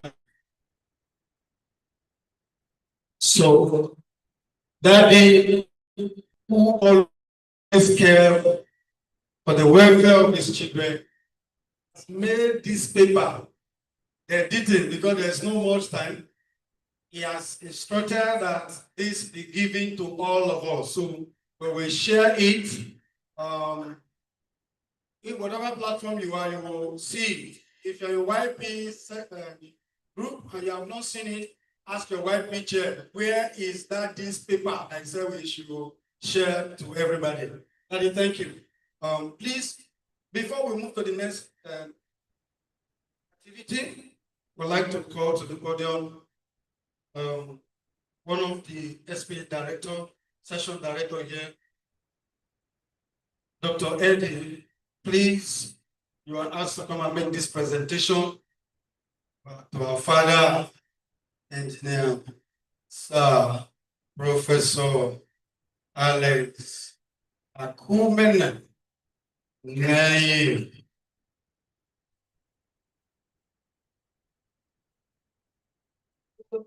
It's always a pleasure to stand beside next day because someone that the industry that I see as a fearless mentor. I've always admired him from afar until I came close to him and discovered that there are more things I need to know about him that I'll just get into. He's a bundle of knowledge. He's so vast about the oil and gas industry, and just want to get hear it as it is. Just spend some time with him. And the very free person. That's one thing I admire about him, irrespective of his status, the places he has been, the things he has done, what he has achieved, and so on. So Engineer Alex, thank you very much for always being there for us. You are always supporting all the successive governments that we had in SP Section 104. And today we are presenting you this award of appreciation for all you have done and all you keep doing. If you are a programs chair, you are an aspiring section chair, secret I will just give you, just hold Engineer Alex name very well. And I'm sure you will very well. Thank you very much.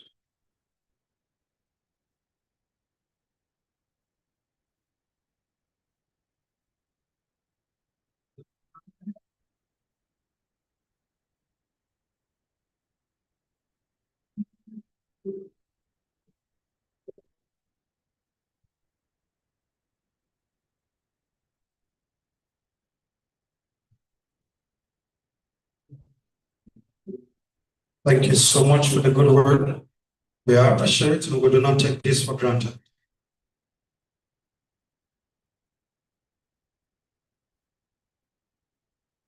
Child, it's like some people have started eating.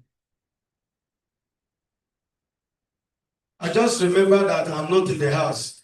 So that's it. Once they share the food, you'll just be waiting, be looking at the direction of mommy. If mommy have not given signal, you started eating.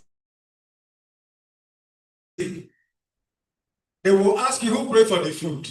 This food is blessed and satisfied in Jesus' name. Now they shame to say amen. Because I remember when I started in this industry, as soon as I come out, they will say, no, you don't pray in Jesus' name here in a professional body. Meanwhile, when you go to filling station, there are some people that will build their praying session there, but will not build church in that place. Please, I encourage you, don't be ashamed of the one that is backing you spiritually. Eat and enjoy yourself, as the director said, and they eat. Then we want to go to the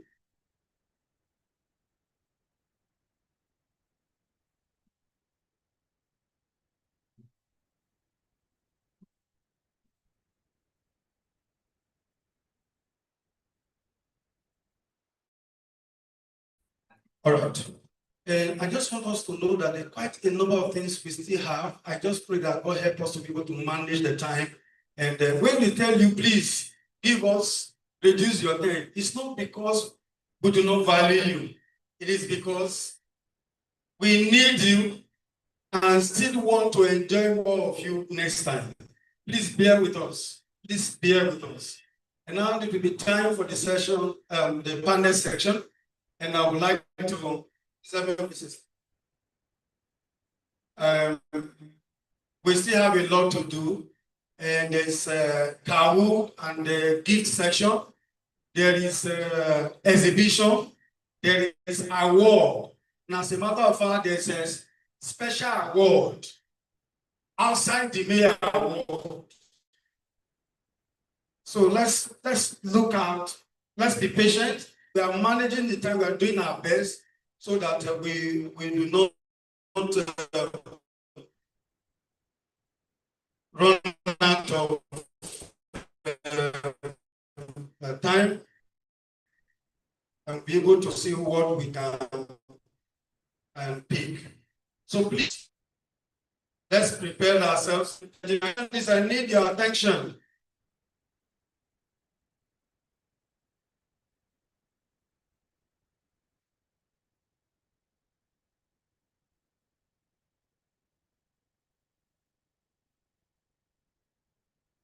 All right. Why the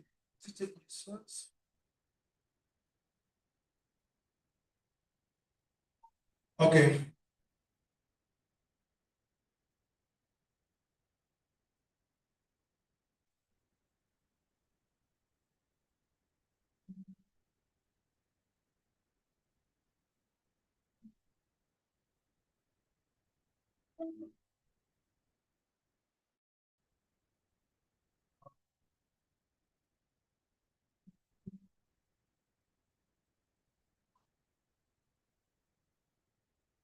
All right.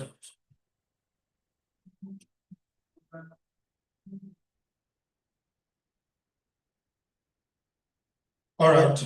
So I would like to start bringing the panelists to the stage now. Please screen IT, please help us because there's no plenty time to.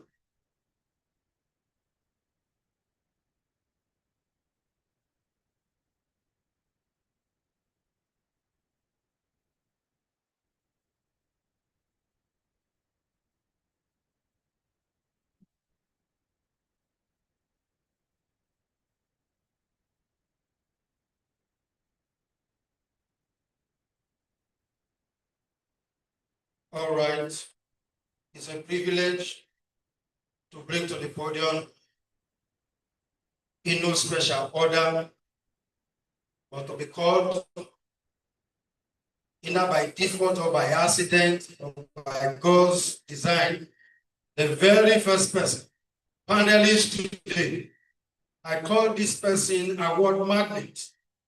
It's no other person than engineer, Mrs. Magdalene Unmo.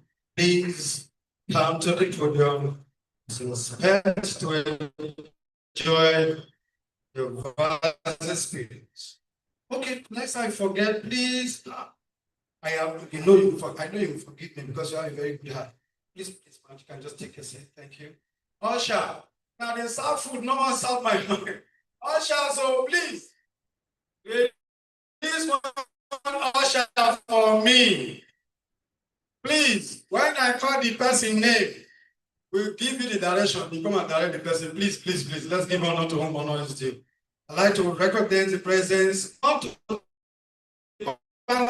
so don't give me. We have special thing for you to when the session come, man, you will help us there. The session secretary, very reliable. Dean of Postgraduate School, FUPRE, Professor Julius Imodia. Am I correct? We want sure say you did.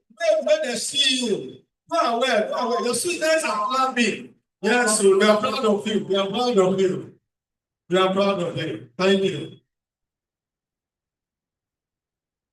Thank you. At least first time when I don't clap, so you know we be first now clapper. All right. I don't know. I'd like to bring to the podium also a seasoned professional. Meet me if I say doctor, engineer, anyone that follow, please. Olusegun Benjamin Ogunubi is the head of NUPRC. Of course, Nigeria Ocean Petroleum Regulatory Commission Warri Regional Office. Please, usher, look out for where he is, honorably seated, leading, guiding. Let there be the angel on guard for now that is feeding the nation. They are the one guiding us. Welcome, sir. You don't reach this angel, you fast. Oh. Welcome, sir. All right. It's a privilege to have you here. And by the grace of God, thank you, IT. That's fantastic. Didn't wait for me. The next person I won't be bringing here is the Director of Engineering, Petroleum Training Institute, Efrun Delta State. It's no other person than Dr. Ahmed Adamu, ably represented. They'll be clapping his honor. IT, give me that thing I've never seen. Give me. Ably represented by Dr. Ibi Nimi. Yes. When you show Dr. Ahmed, now she will share. So, this IT not too much. I like her for this one.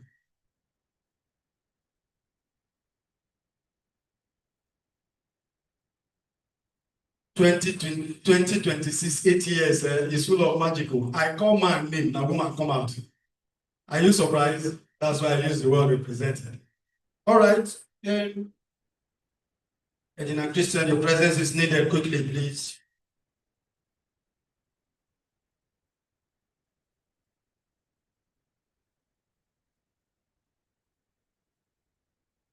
Please confirm if our panelist, the virtual panelist, is available. What's going on here, please?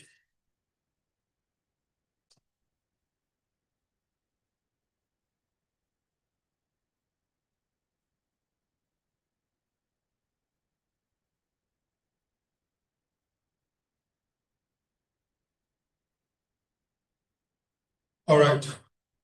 Okay, I understand that, yes, of course, he told us he has a meeting in Singapore, and somehow he's airborne right now.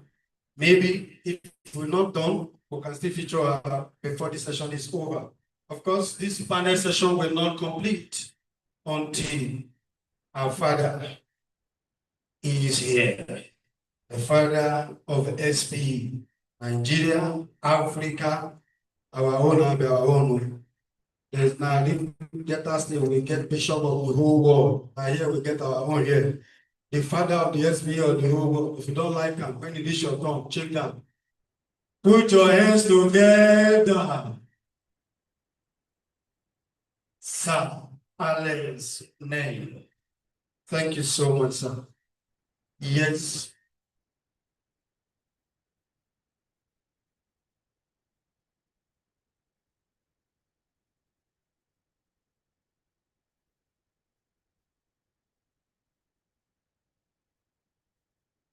All right. We're almost there.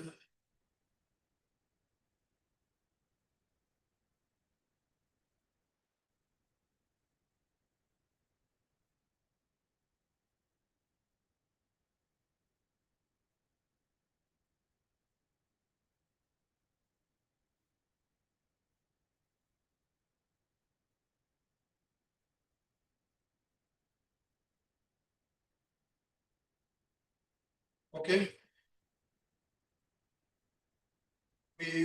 We have a team here, and by the grace of God, they will be doing something for us, addressing very key things. There is no one speaker you give the time that will be able to complete everything at a go. My only prayer is that when this type of thing is going on, and food is going on at the same time, how do we control the distraction? I think maturity will help us here. Engineer Christian, please, your attention is needed.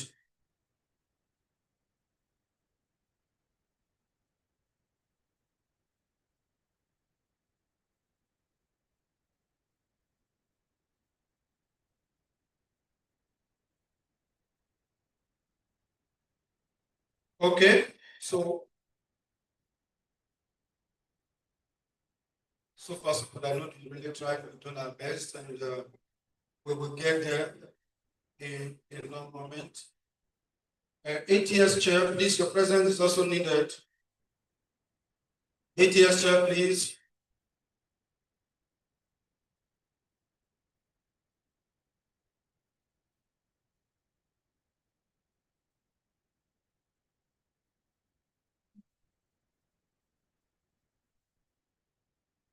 All right.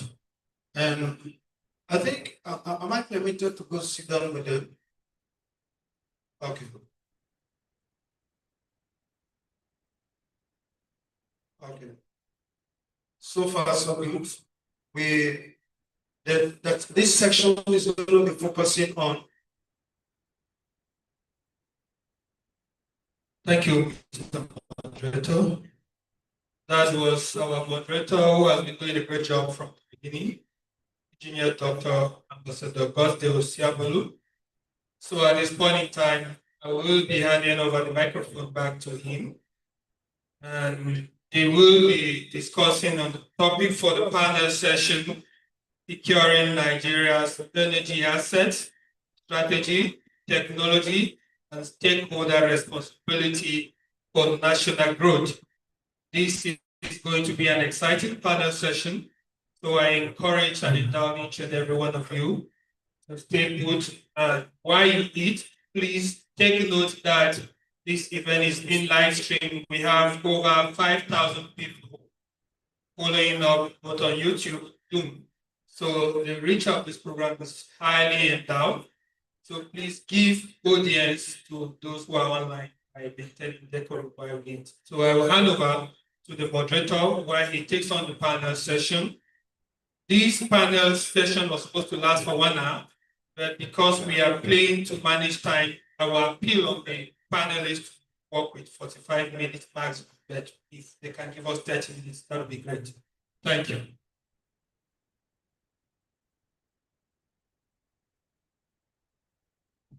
Okay, dear honorable and respected panelists,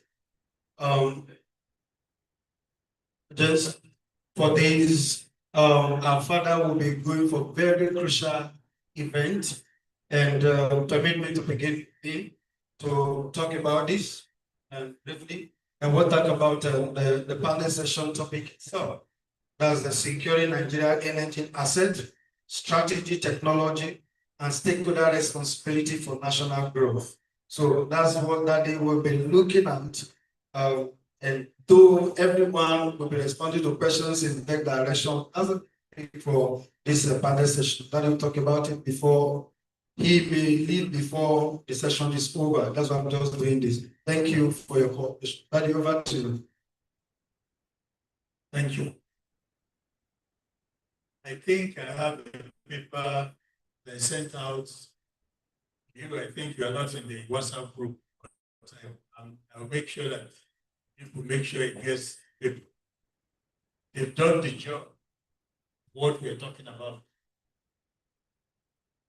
That job is his responsibility. For years, we said over and over, empower TPRO, have a big monitoring base like they have in Ramco. It never happened. So they give the job, then what you're doing, and these are things they will have handled years behind. But people say, now where they bring them out to do. So we are starting. I'm really glad that what I observed today is going to help us not to do that. We have a responsibility to protect the industry. The economy in this country, whether we like it, due to hinge on petroleum.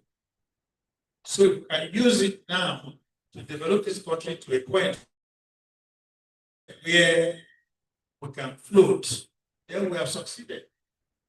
But where we cannot, then it's a problem. Fortunately, I have him here. He's a young man. I knew him long. Even his bosses like Pachuma and the rest. I've always liked their outfits. But the only problem I had there is lack of empowerment. It's like giving somebody go and kill fish, but you don't give him the tool to kill the fish. That's what they've been facing generation to generation. So when we talk of the regulators not doing their job, who is responsible? Government. So the government have to wake up to empower them to do their job properly.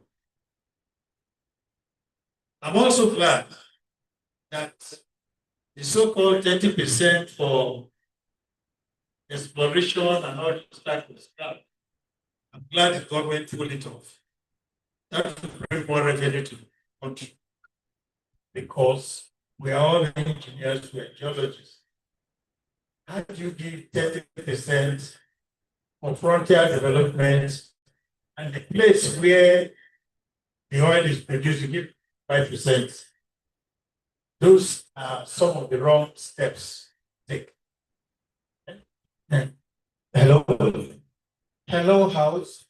Please, it's like the noise is overshadowing the presentation. If that is not stopping, then we may need to stop the food. Please, let's maintain the decorum in the house and of course give honor to whom honor is due. That is talking, they should be silent. Thank you.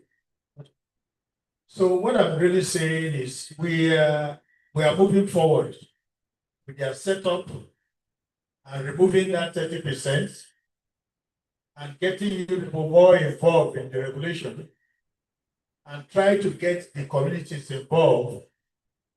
I think with that, we make progress. The only problem we have right now in the PIA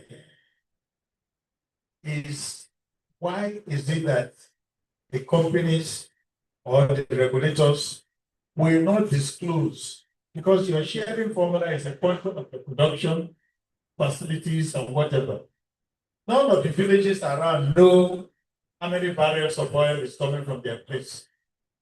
So when you bring out a matrix for calculation to say this is the amount you are due, it is like thinking of a number. So there should be more transparency in assigning money to the different communities or different PIA groups. For now, it is like a Humpty Dumpty thing where it's like we don't know what we are doing. And nobody wants to come out and say so.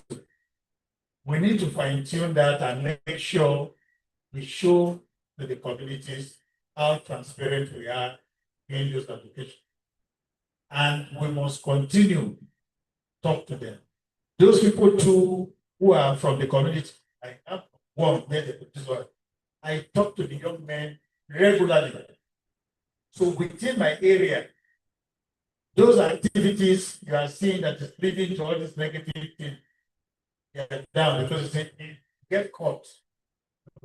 What did you tell people? You get arrested. So they know. So around me there, they stop. And everybody should go back home because we're all from places. Let us go and talk to our people. We're losing oil, we're polluting the environment, and we are bringing expatriates in to steal our oil. You know, way back in '83, after going through that process, I came back and took a computer and went offshore. I saw badges, long badges loaded with goods coming to the ocean. There were more than 40-something tankers waiting outside there. I'm sure you come on saying so around the Nigerian waters, they are all there. Now, before you came in, we had the Navy. What did they do? They collect with these guys and turn the other eyes, take their money. This happened. That's why I say the problem is a Nigerian problem. To solve what we are looking at. How to change the vibe. Thank God for giving me this opportunity. Thank you so much. Thank you so much. That is very grateful. Thank you. I think I also need Anasha here. Engineer Christian, are we still together? Please come on. All right, we want to pick a question quickly.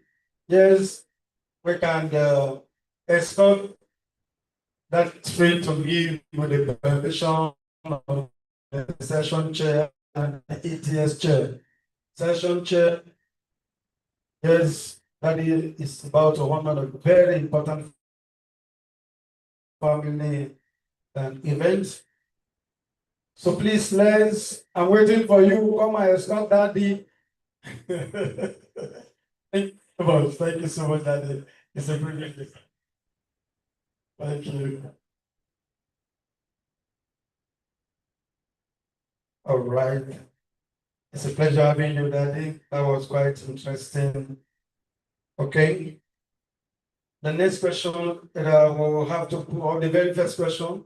Okay, coincidentally, I happen to be the first person I call out to this session. Engineer Mandalene, or please get ready. This question goes straight directly to you. What emerging technology? I know when you talk about that, we are referring to AI, Internet of Things, fiber optic,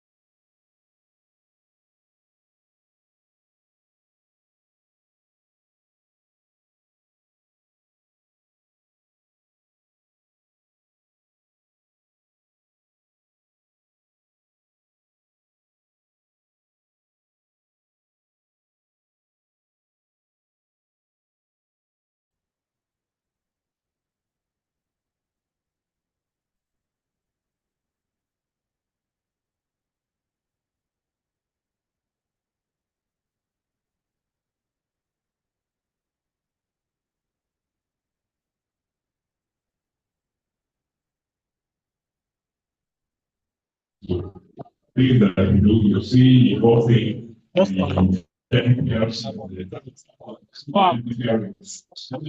see maybe at that point you see also at that point you see the federal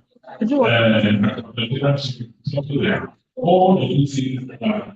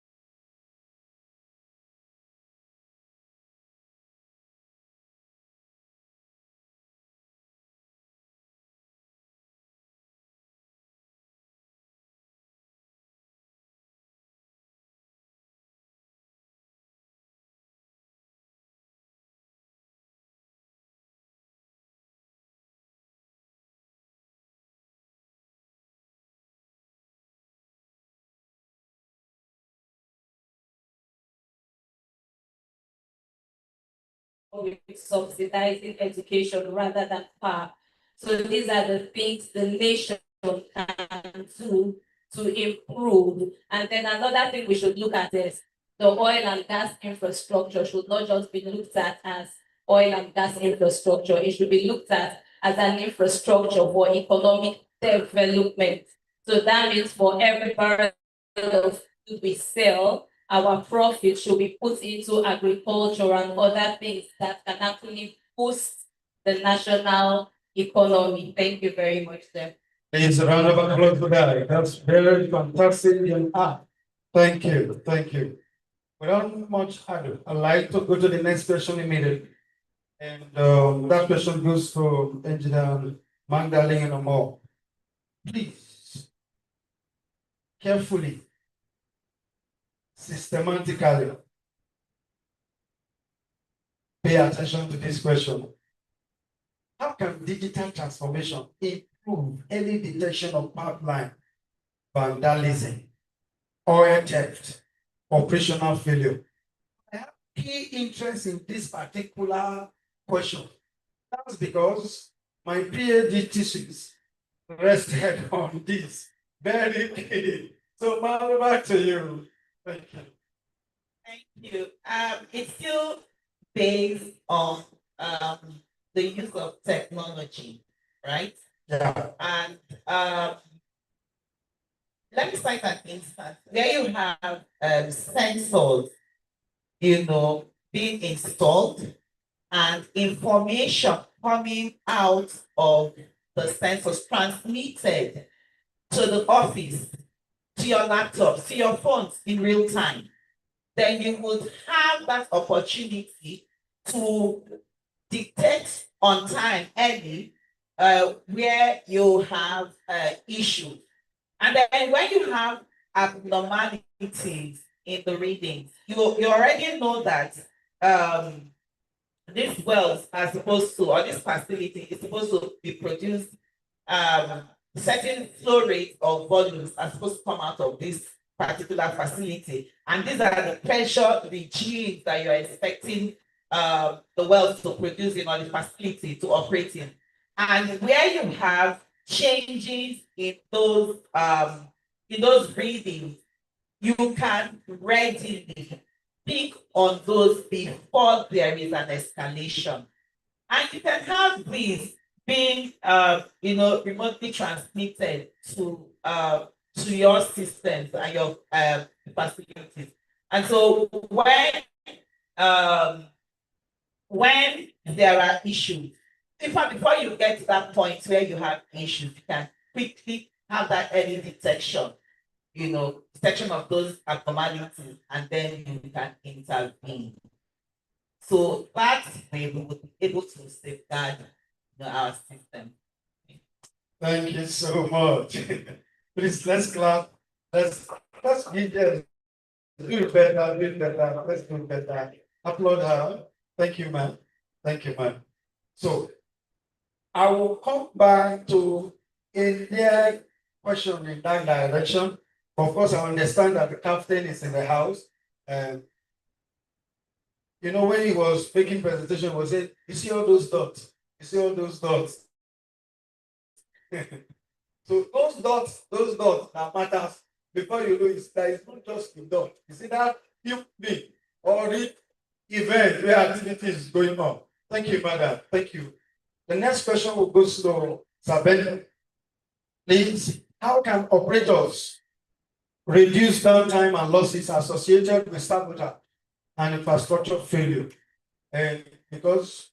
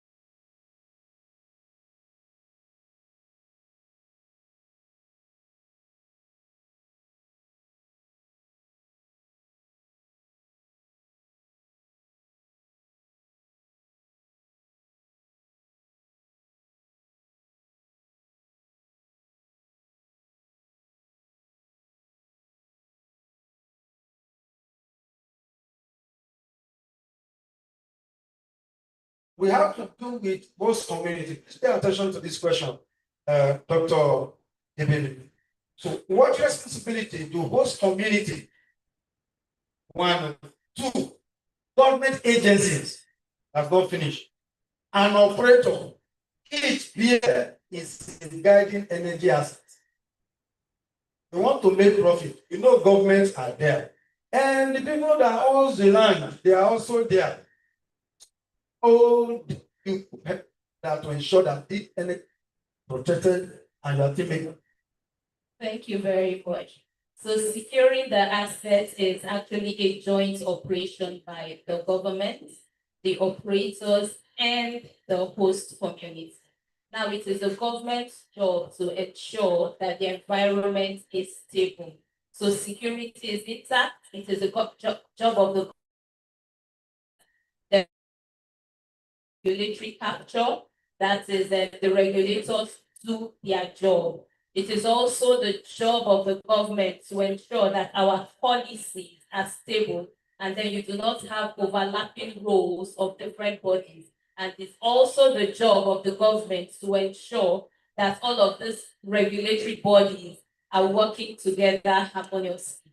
Now, when it comes to the operators, they are supposed to be there to make sure that their assets are safe. So are their pipelines well managed? Do they go ahead and then do routine maintenance? Are they reactive during their maintenance or their proactive? So these are the things the operators need to do. Now, is the operator actually obeying the regulator?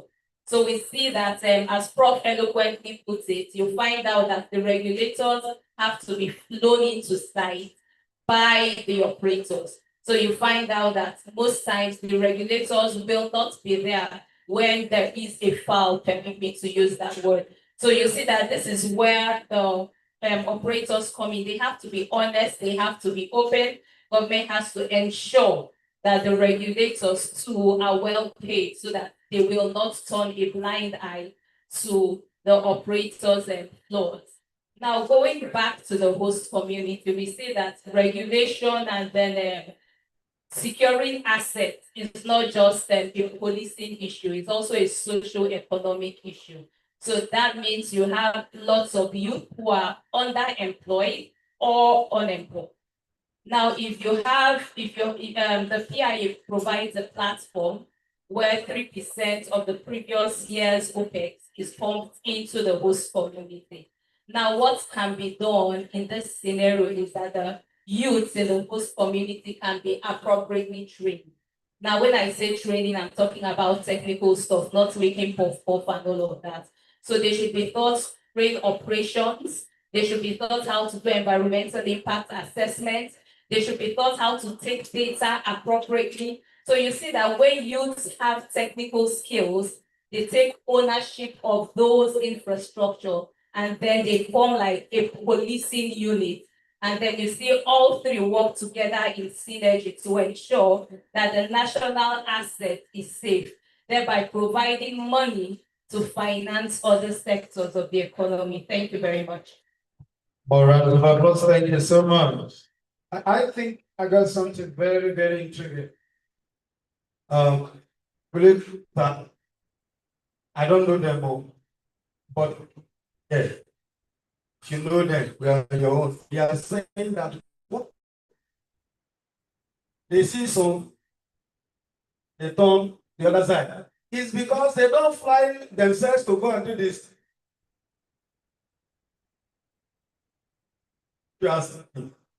Regulators, if they are here, they know what to do. Thank you very much.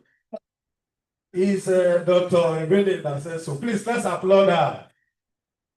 If you put anybody hold her. Please, attend to 60 minutes, seconds, rather, that is 1 minute. Please. So maybe we will begin with you.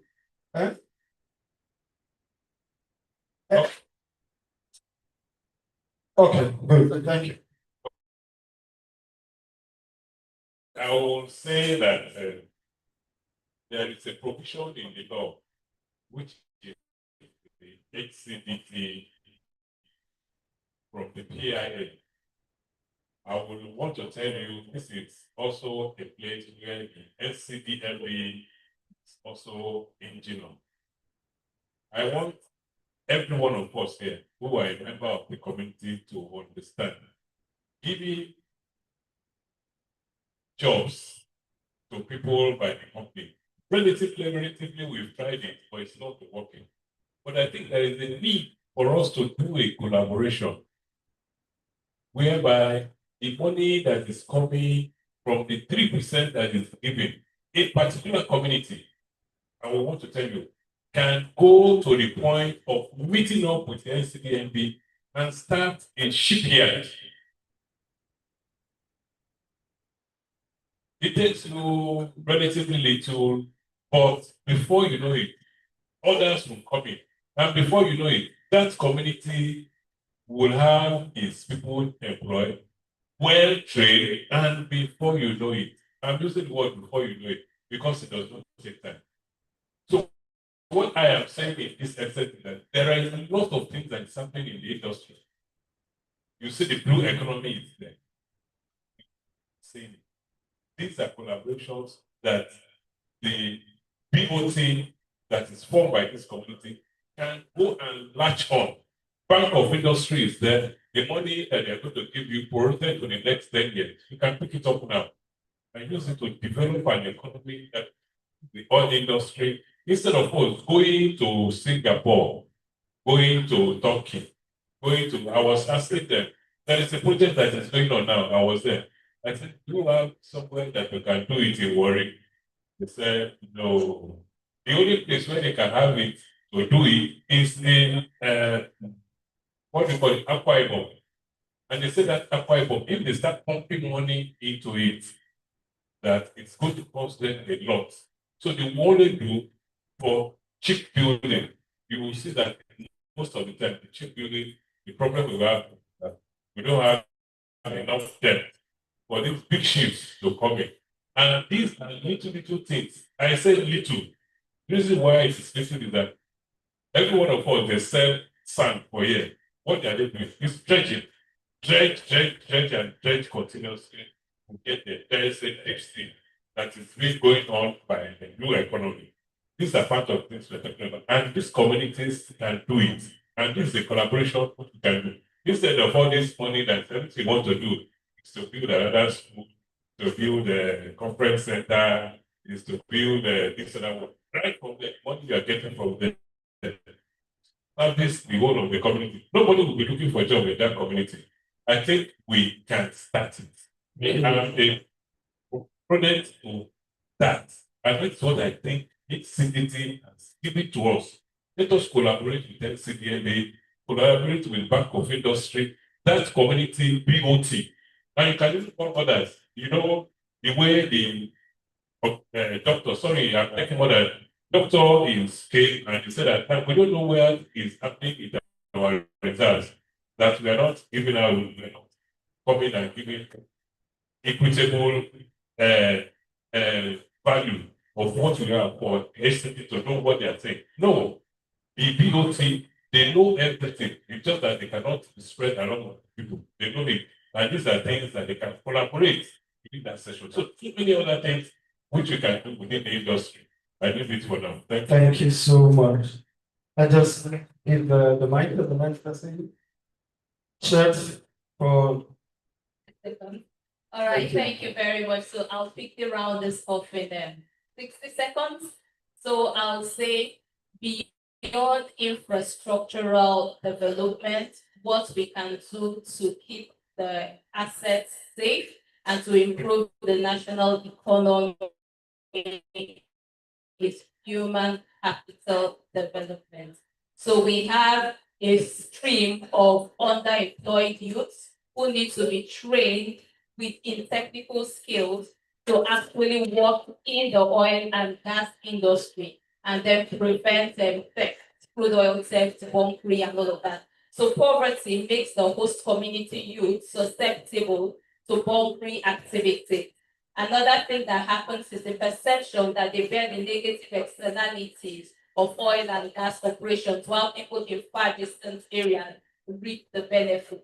So we need to re-engineer the minds of the people in the host community to make them feel like a part of the oil and gas sector.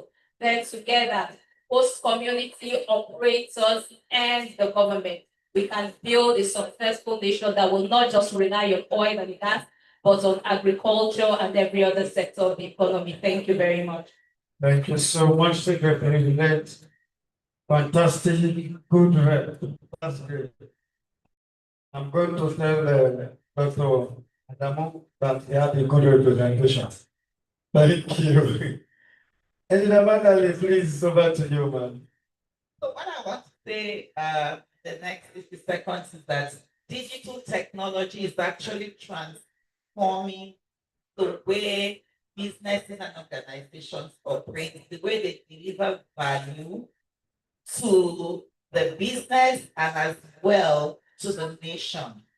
And so we all need to embrace it. I know change is something that is sometimes meets with a lot of resistance. So if you find yourself in your organization, institutions, and where they are trying to deploy or develop in the areas of digital technology advancement, let's not resist that change because at the long run, it will benefit all. And then Engineer Alex Daly made a point about this change starting from us and right from the classroom. So I also want to address the students here in our midst and the young professionals that when they go out for energy for me as ambassadors of SPE, they should take the gospel down to the children in secondary schools and other institutions, encouraging them and letting them know that right now, the energy aspect is very strategic in the development of our nation, generation of revenue for the nation, and of course, provision of energy, access to energy for Nigeria. And so they need to safeguard it and turn in those culprits, who may be having some evil intentions and probably express it for them. And then they need to shine away from such person and do the right thing. So thank you very much. Thank you so much, and God bless him. We're very grateful. Please, can we please give a round and a very rousing round of applause for this one of respected distinguished panelists. For this, before you will go, there's yeah. So please, before the dance and the picture together, please take over. Yeah. So thank you, dear panelists and moderator, for the exciting session. At this point in time, please be once more to decorum. We will be calling on one of our session directors present, then this engineer getting to our panelists.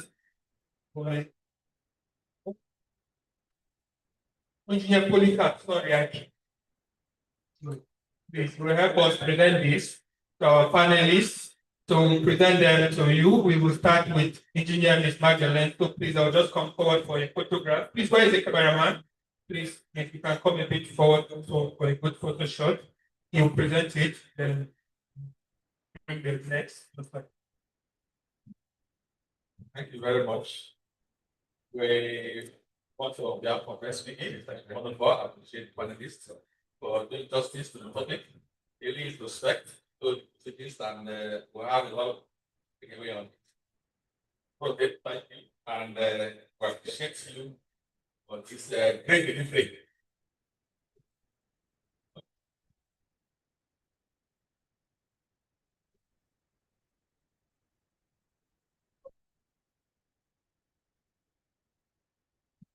Thank you. We call on Engineer Olusogo Benjamin Ogunobi. Please coming up next. Please just stay back. The next person.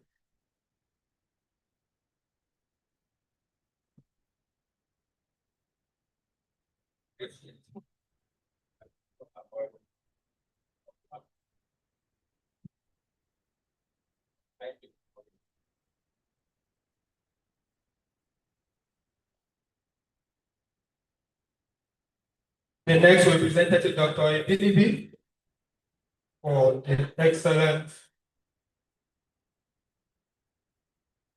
communication during the panel session. The next.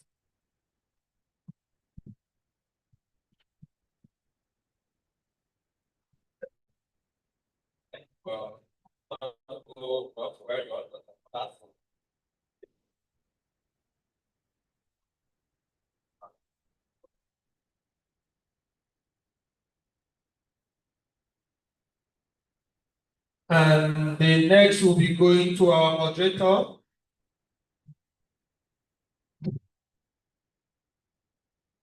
So we appreciate you, Engineer Dr. Gosden is here below. Yeah, right. Thank you for the vision. We're part of the business. I got very good.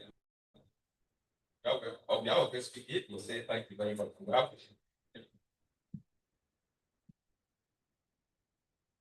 And the last on the list was supposed to be Engineer Alex May, but our father, this will be forwarded to him as a sign of good faith. We call on our board of directors that are present here to please come up for a group joint photograph with our panelists.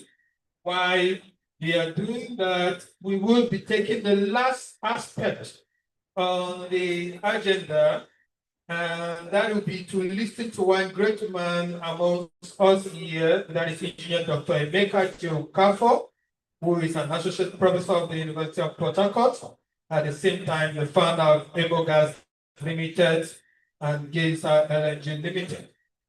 It's one distinguished personality.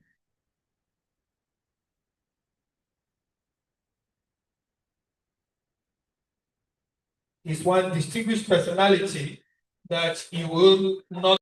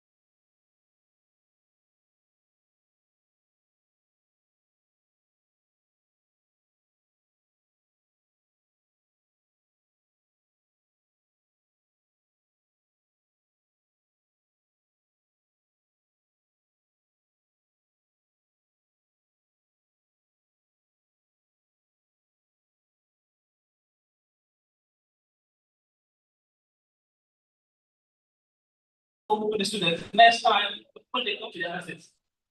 I will have tried to use those kind of assets, objects, to demonstrate how you leverage data analytics, process of automation, and smart asset development. Please, I'm not going to follow this line where it is because of time. But I'm going to, please, whoever that is working on this line, make sure that when I say go, will not be going. If I say stop, stop. Okay? Because if I follow the pattern that I planned initially, then it's not going to be okay for the audience. So, if you look at this outline, I am going to just discuss, first of all, define what digital innovation is.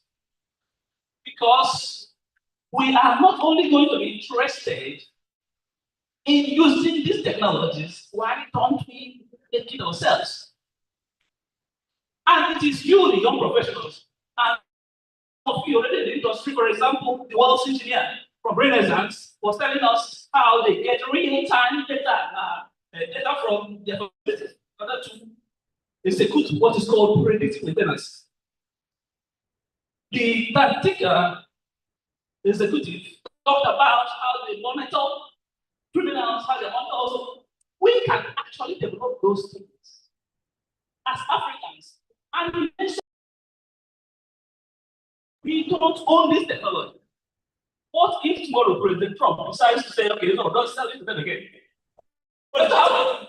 So we need to start going beyond using their technology. We need to start looking at how to use us. For example, I'm an astro professor. You don't need to work with somebody in America or Germany because I have taught those people also. So you don't go there. You need to have confidence in your own people. So I will quickly talk about, go to the next slide, please. Don't be too fast. Just if I say go, you go. If I say stop, you stop. Go to the next slide. So let's define digital innovation. Digital innovation is the process of using digital technologies to create new, underline, or improved, so they are either create new technology, which we call disruptive innovation, or you can also optimize or improve an existing technology. Products, services, processes, business models, or customer experience that deliver value to an organization and stakeholders. Like I said, I'm going to jump, but I hope that the SPE organizers will give you a content material because it's very involved, very comprehensive. Read it, you will learn a lot on how these things work. Now, digital innovation goes beyond simply adopting technology. It involves rethinking how work is done, how customers are served, and how value is created through technology. So it's about technology. It's about understanding how these things are done and how they transform. That's what we call it digital transformation. If you get the technology and you don't actually apply the innovation, it's no longer going to transform the organization. It's not going to actually be called digital transformation, which is the key. You need to change how you do things in a way that it becomes more profitable, more efficient, and all that. Now, go to the next slide. Continue. Now, if you don't know, okay, I think, just give me 1 or 2 seconds, okay? Once I say it, you respond so that we don't waste time with it. Now, if you look at this diagram, you have a digital object, which is embedded in another diagram called digital technology, and they will have digital innovation. So you can see that you must have an object. An object can be material and not material. For example, this string is not material object. Then a phone is a material object. So you must have an object that must exist before you can apply a technology. Technology can be any technology. It can be artificial intelligence. It can be process automation. It can be data analytics. It can be so many of them. There is a vast technology that you can use in digital innovation. Now, if you see, you have the bigger diagram that has in digital innovation phase. So this innovation incorporates digital technology and creates value in multiple ways. So the digital innovation must create value. You have the technology and you adopt it, and you are not making use of it for society to create, to streamline work processes. You are not operating digital innovation. So go to the next slide. Okay, you go back just one bit. Go back 2 times. Okay, go to the next slide. Now, why digital innovation matters? Why? Digital innovation matters because it enables organizations, societies, governments, and individuals to remain competitive, adapt rapidly to changing market demands, improve performance, solve problems faster, create new value using digital technologies, and drive substantial growth. So you can see it's a very, very vital technology. So the problem is that we in Africa, we in Nigeria, we are comfortable just using technology. We are not in any way thinking about how we can manufacture it ourselves. And that is why I must announce, I mentioned it earlier, I am part of a team that organizes a top-notch natural gas industry conference that hosts Abuja every year. And this conference started in 2024, and it has been growing rapidly. The first year, we have the people like Mr. Falade, the NPPRC, the Deputy Chairman, Mr. Engineer Wenga. We have so many of them, top industry professionals, attended this event. Last year, we didn't have more massive attendance.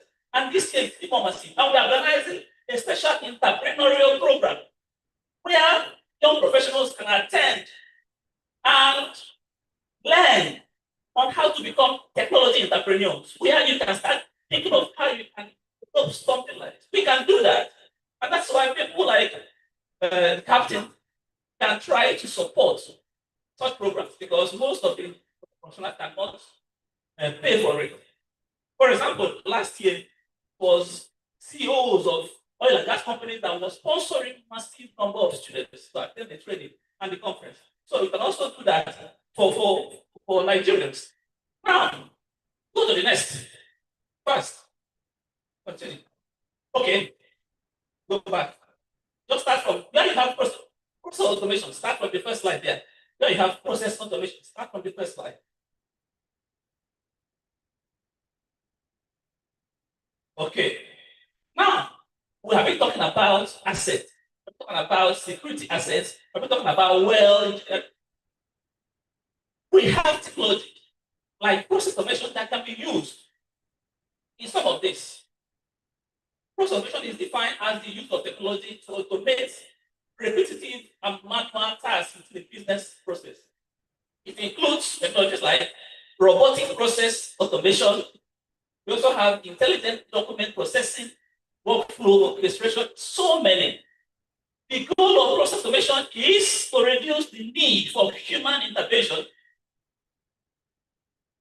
Like if you have routine tasks, instead of you repeating it, you can use process automation to do it. It saves a lot of things. So go to the next. But let me ask, how much time are you allocated to me for this? Let me be sure how I'm going. 5 minutes.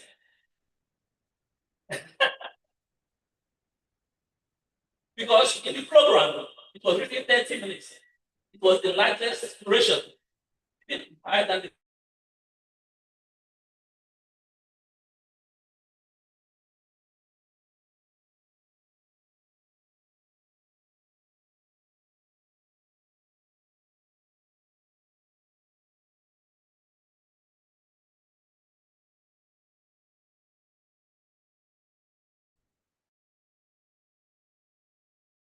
So, what I should be telling you, like I said, don't be offended that we are not going the way we should. But collect the material from the organizers after. Right? Process automation is one of them. Go to the next, just as you are speaking, take the title there. Then the caption. Yes, data analytics. Are you? Before you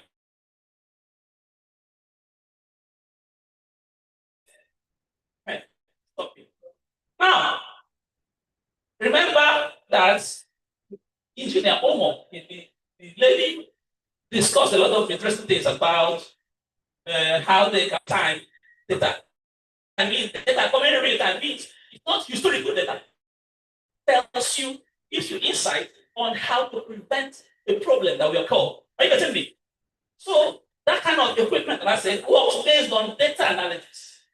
And also, we also have what is called data-driven intelligence or business intelligence. We also have so many aspects of the technology that we use in digital innovation. Remember that the idea is digital innovation and how it improves operational efficiency. Everybody here knows what's operational efficiency. So with that digital innovation, use of technology, we can optimize our systems. So with analytics, we help you to collect data of the problem. Go to the next topic. I discuss. Yes, stop here. Now we have the next technology for driver called smart asset management.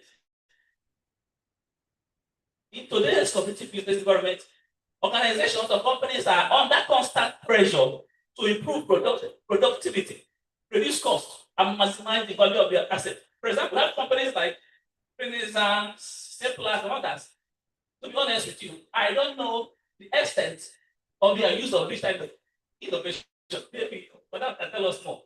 But I think that are still they are not 100% using this.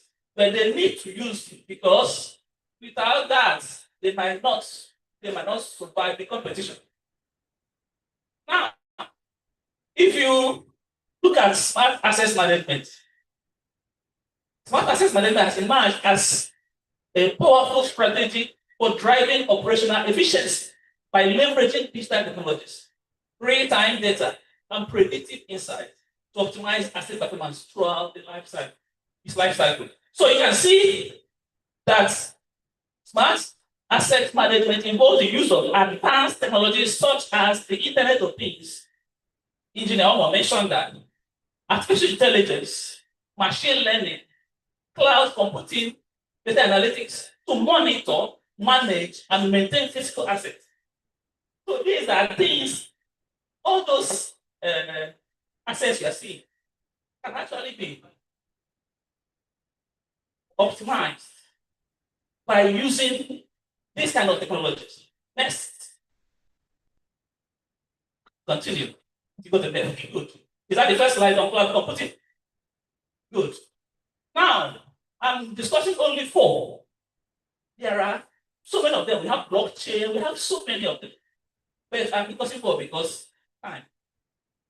Cloud computing. What is that? It enables organizations to improve operational efficiency by providing scalable, flexible, and cost-effective technology infrastructure. By moving applications, data, and business processes to the cloud, organizations can streamline operations, reduce costs, and enhance agility.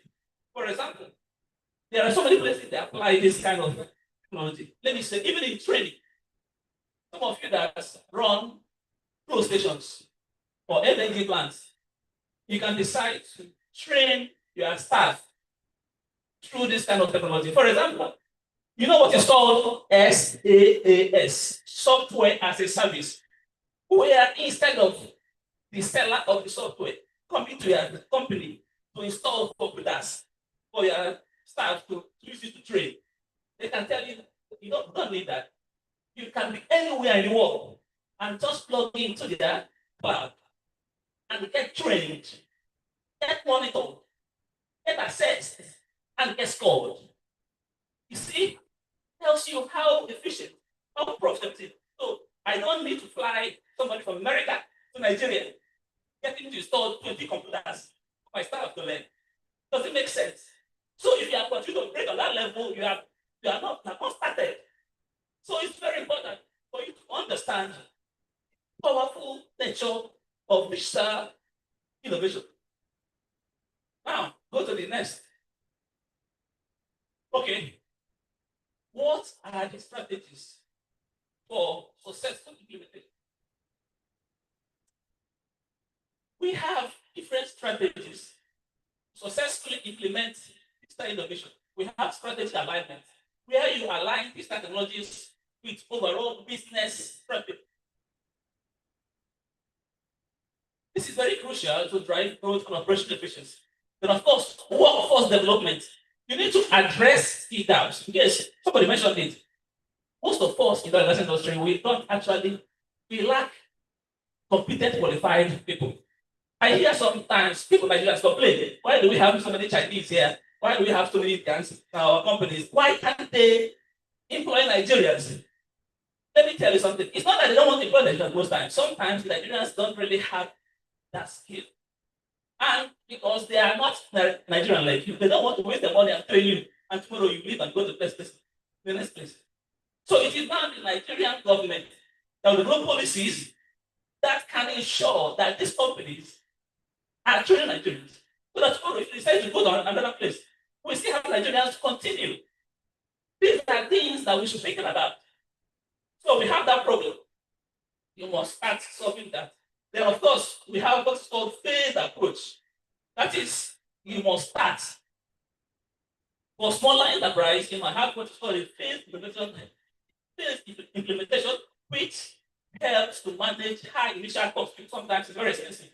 If you get somebody to pay you to digitalize their company, it's a lot of money. Then we also have the issues like cybersecurity measures. So you must prioritize. Prioritizing security is essential to protect digital assets and data and systems become more connected. Because the more we have these assets, remember, we have criminals, you can't help it. They might want to exploit. If they have knowledge of the technology, they can exploit it to their advantage. So you must also deal with that issue of cybersecurity. So go to the next. Okay, go back to the challenge. Okay, is that the first of challenges to consider? Okay. Now, what are the challenges? Very fast. Resistance to change. Most of us don't want to change. We want to be useful. We want to be doing it the way you're doing it. We don't want to learn. So that's the problem. Then, of course, like I said, cybersecurity risk. That's also another issue that was addressed, because if I'm an expert in artificial intelligence and I know how you connect the sensors, I can decide to develop a different tool that can attack you or can disfigure you. There's so many things that can happen. So you must address that. Then we also have the issue of skills and talent gaps. I've discussed that already. So we also have integration with legacy systems. There are some systems that are very obsolete, that they are not compatible with modern systems. So it's difficult to manage such systems, especially if you, as the CEO, don't want to spend money to buy a new one. So you must find a way of doing that. And of course, upfront investment costs. Wow, this is serious. So now, can you quickly go to the, okay, just review this small. Okay, go back. Okay, now, like I said, if I had known, I would have actually started using the LNG facility as a case, as a use case to demonstrate how to leverage on these technologies like process automation. The next one, which is smart asset management, and then data analytics, which is in the topic. I want to use LNG. If you look at this is the LNG value chain. Of course, there you have exploration and production. So essentially what you find, that you can find exploration of the resource, you can find drilling, you can find so many other things that you find upstream. Okay? Drilling, completion, production, you find it here. So it's essentially you can find a full station at that point. So this is telling you that the LNG value chain also involves that oil and gas production. Then of course the next one is LNG production or liquefaction, where you now have to treat the gas that you produce and then turn it into LNG. These segments can use digital innovation. They can use process automation. They can use data analytics to maximize and optimize operations. Then, of course, shipping operations, that's the third segment of the LNG value chain. We also have digital innovation in that segment, so many of them. So Nigerians have the opportunity to start developing these technologies and not wait to buy it from China or America. Then we also have storage and regasification. There you now turn back the LNG back to gas and then pipe it to the buyers. There are so many technologies that use digital innovation. So I want Nigerians, especially young professionals, to start thinking, what can you do? What kind of product can you develop? What kind of code can you write? Just like the Chinese did. They pursued their young professionals from Germany, from other countries, brought them back to China, and gave them power to start writing these books. We can do it in Nigeria. We cannot continue to wait and complain. So, go to the next slide. I have 3 minutes for the moderator. So, I think continue. For example, I think I will stop here when I discuss this because of time. Because it's not realistic for me to do this. If you look at this diagram, what you are seeing here is everything that they do in oil and gas. Here you have the gas field. Of course, now you also produce oil. Then, of course, you have the processing facilities, the field handling. Of course, you have the pipelines like Tantica. Of course, they deal with pipelines. Then, of course, you have LNG production. Then you have LNG storage. Then you have LNG shipping. Because we're talking about baseload LNG now, which means you must ship it to the buyer. Then, of course, when it comes to the country that is buying it, you must convert it back to natural gas, certain processes, and then sell it or pipe it to the buyer. So you can see that across all these segments, this type of innovation can be applied and operational efficiency can be maximized just by using this type of innovation. So I want to inspire, I want to ask every young person here, if you're undergraduate, or you're a master's, or your PhD, or you are working in industry, you can actually think of how to develop a code, for example, that can be applied to pipeline security. You can go to companies like Tantica, send them a proposal, tell them, sir, we have the ability. Because in this country, what I understand is that you have to go to them. They don't have to go to you, like other countries, like China. But sometimes, if you go to them, they will not even have your time. Sorry to say that. You know, I'm telling you. So, but this is the system in Nigeria. You must go to them. If you know you have what it takes, you go to them, propose, convince them, let them see that you have the capacity to develop this. We can start small so that in the next couple of years, we can actually start having some of these things as our own, just like the Chinese did. They don't continue. This place is a talk shop where we talk, and we have no power everywhere. If tomorrow Trump wakes up from front of the day and says, please don't supply this country, this thing, we are finished. So we need to start getting that reality. Like now, for example, he spent $1 million. We just want to give it $1 million. If you give 2% of that money to university, develop a product that can not compete with them, but at least start the process. That makes sense for Africa. Thank you very much. What an excellent presentation. Thank you so much, Doctor.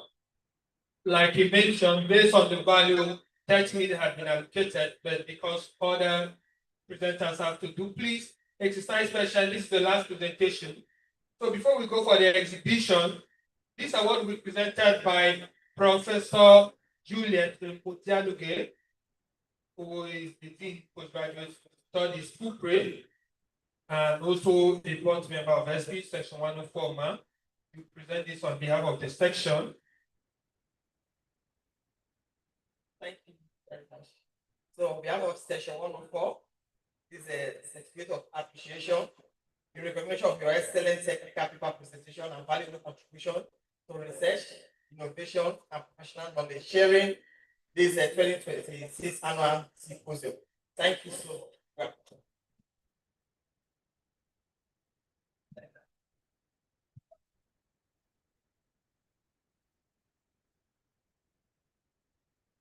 So please give one of the directors members, please just come up with that photograph, please. Then, Doctor, we are appealing, since this was not completely done, we are appealing to make a technical session so that this can be completed. Probably this month, this coming new month. So thank you for that. We'll keep the communication up. Okay. With you. I have been invited by the past two executive chairmen.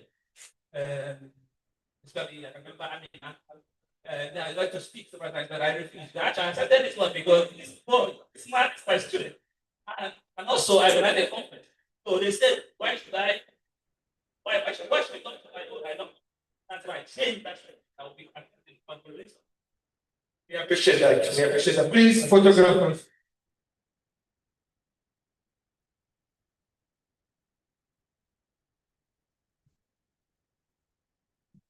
Chair, come and join them.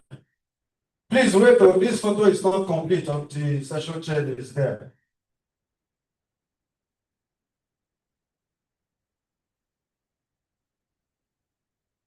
Thank you. While this photograph is going on, please permit me to recognize the presence of the one and only chairman of all chairmen, chairman of plenty chairman, chairman of the chairman of 36 states, including FCT, the chairman, membership chairman of SPE session 104, of course, the national chairman, Nigeria Institution of Safety Engineer, 950E, no other person, engineer, Dr.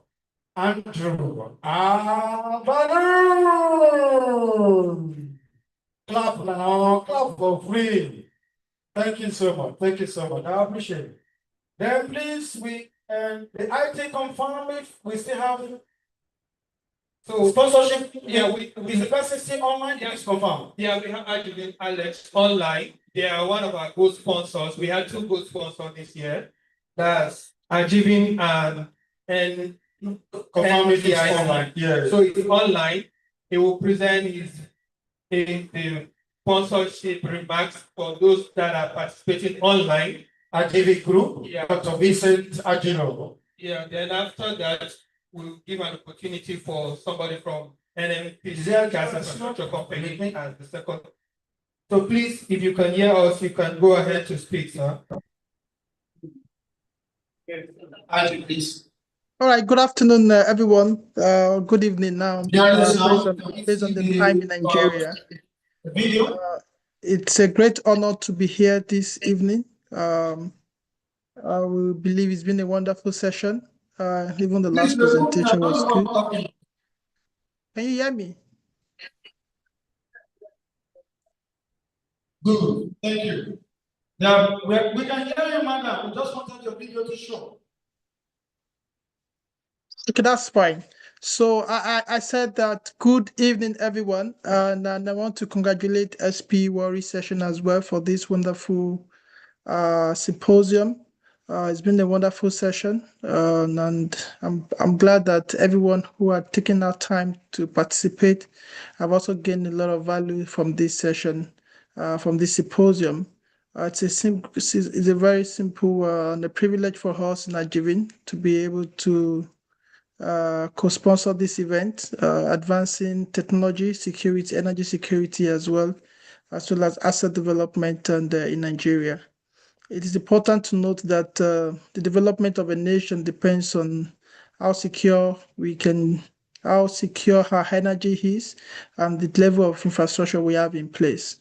Nigeria is advancing today, as well as Africa, attracting interest due to the recent increase in various infrastructures like the Dangote refinery, the AKK gas line project that is coming up, and the different development we have seen in the oil and gas space as well in Nigeria in the last 3 years.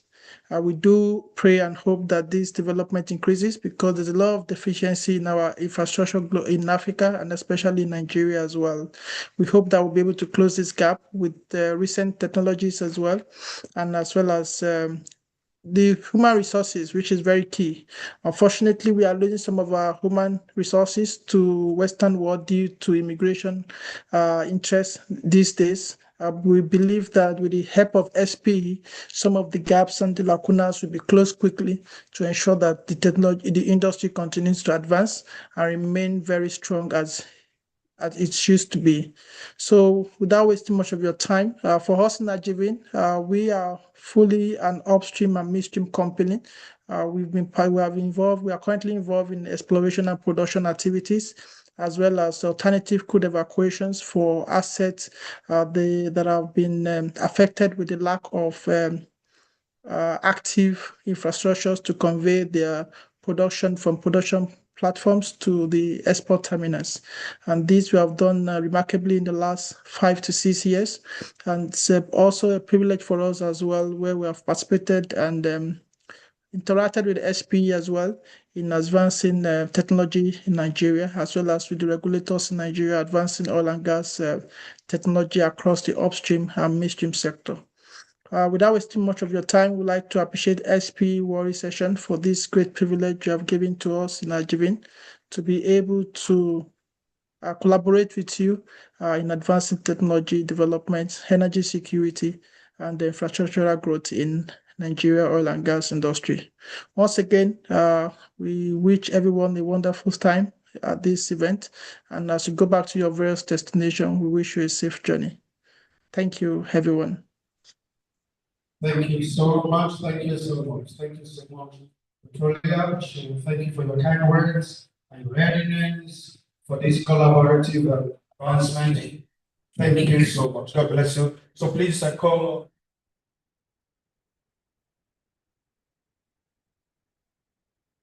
Okay, please, can you please, we want to, if you're still online, please, you don't stay connected while we make the good award presentation to you. Yes, I will call on the chairman of chairman, engineer Dr. Andrew Abalun, to please come with utmost honor to help us honor this great organization, willing to part and of course support Section 104 for our event. Please, sir. I understand you have a representative here. Do they have a representative here? Please, somebody was talking to me. Please, where is the representative, please? Please come. So that when they do the presentation, they present it to you, you receive it, and then you go and deliver it. Eh?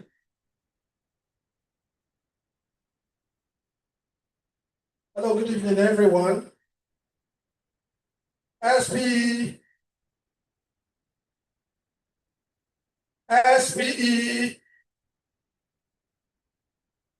Thank you very much. It is my singular honor and privilege to appreciate our children group. Please confirm you can hear us. I know you are still online. Can you give me a thumbs up if you can hear us live from the auditorium here? All right, thanks. I must say, SP Section 104 is proud. Actually, this is not the first time they have been consistent in supporting our programs, and this time around, they did not just support, but they are the prime gold sponsor of this 2026 ATC. So let's give a round of applause to the Ajivin group. And in recognition of that, on behalf of SP 104, Section 104 Worry, I wish to present this Gold Sponsorship Award to you, RGF Group, dated this 30th of May 2026. Thank you so very much and congratulations. Thank you so much, SP Session 104, SP Warrior Session 104. Thank you so much. Thank you. Directors, please come to snap in quickly. Directors, please, let's come and snap with them. Directors, please come and snap with them.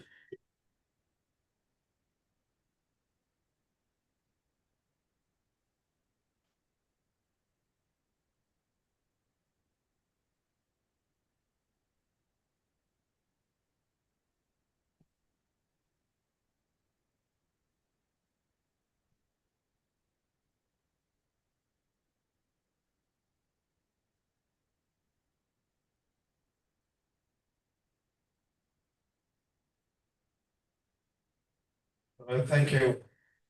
So with the view of the second chair and my co-moderator, sir, please. Because of how the hall is already looking, let's just deal with all the sponsors move to the exhibition. So please sponsor that NNPC Gas Infrastructure Company. So please go ahead. And in no particular order, we might take the rest of the NNPC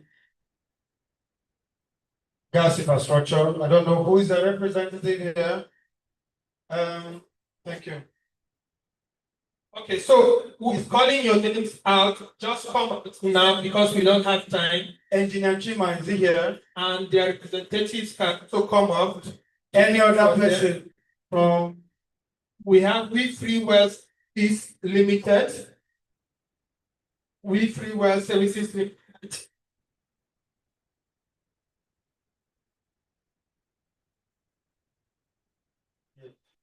They were one of our diamond sponsors. We had, please hold on, where is representative or mention the next name, please, until we find we have We Free Well, this Zewish Nigeria Limited. We Free, please.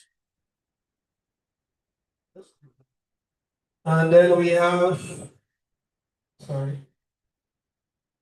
we have Not What Technical Services.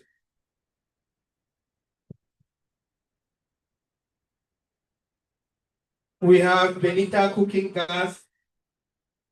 Please, if you are representing any of these companies, come forward. Okay, Benita Cooking Gas. Not What, okay.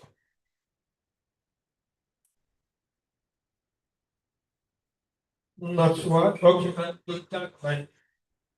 Okay, this what? This presentation.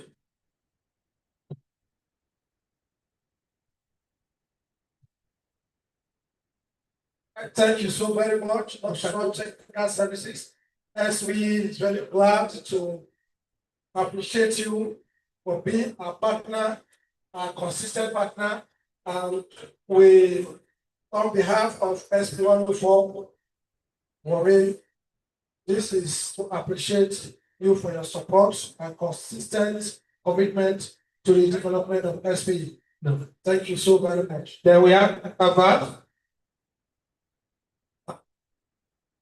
Have Deru Ventures. And if you are representing any of these companies, please. Yogado Integrated Energy Limited. Make it fast. Make it fast. Okay. Yogado is present. They also did excellent help. I think they need our diamond of silver sponsors. Sunday Award. Let me take note of that. The Ruven Diamond. All right, thank you so very much. This is SP 104, and we're glad to appreciate.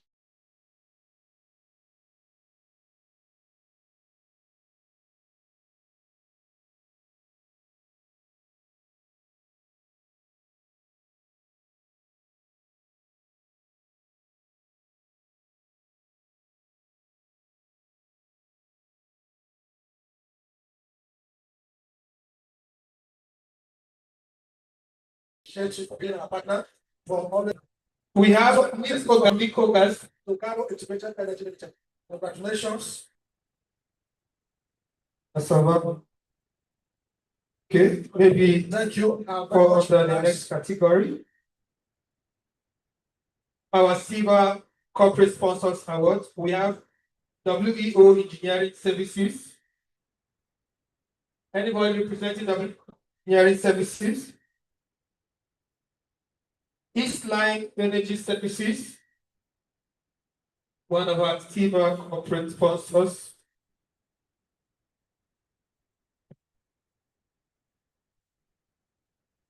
Once again, we'd like to appreciate you, the Silver Corporate sponsorship on behalf of SB Section 104.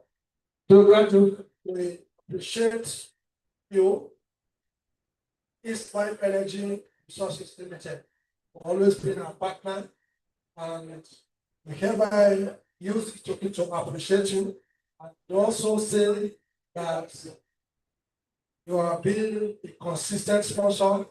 We appreciate you, and please keep making SB proud in our programs.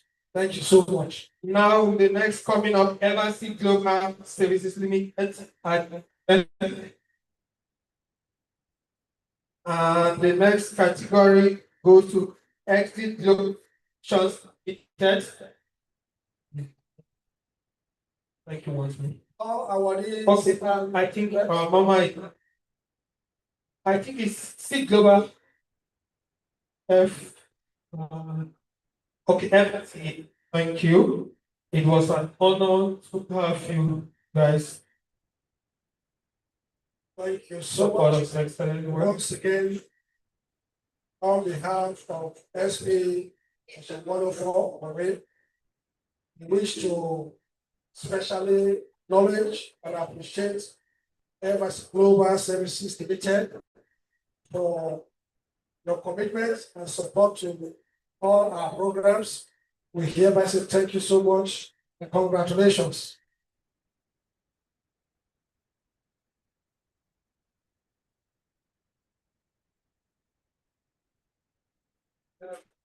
Okay, ladies and gentlemen, the real global. The reward for good work is forward. So Diary Ventures Limited. Okay, Diary Ventures Limited. Do they have a representative in the house? Oh, okay, excellent. It was an honor to have you guys.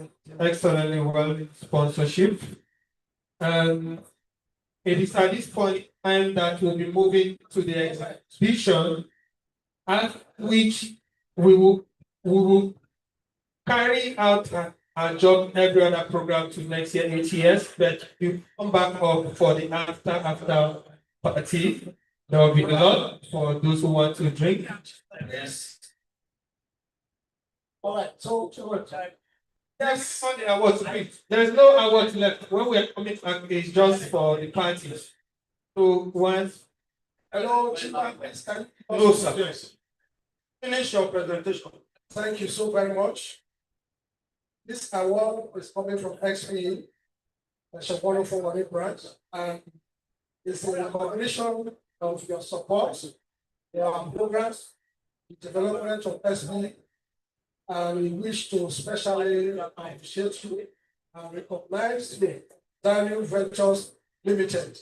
This award is dated the 30th May 2026 and is signed by the section chair, Dr. Detola Luasheni. Congratulations.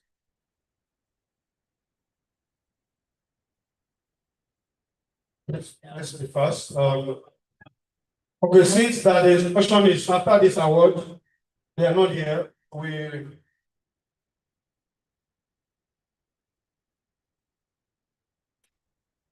So once again, we free well services. Yeah, I think they did excellently well. They're one of our crystal sponsors for this year, 8 years. Please come to the center. You can remove just the award. Just your water. Thank you, with Free Well Services. Right, thank you so very much. This award is coming from SPA Warwick, and it's in recognition of Free Well Services Limited. We are proud of you and your commitment, development of SPE. You have always been there, and for that, we have come with this token to appreciate the company, Free Well Services. Thank you, and this award has been presented, signed off by the session chairman, Dr. Washio Dayton. Congratulations.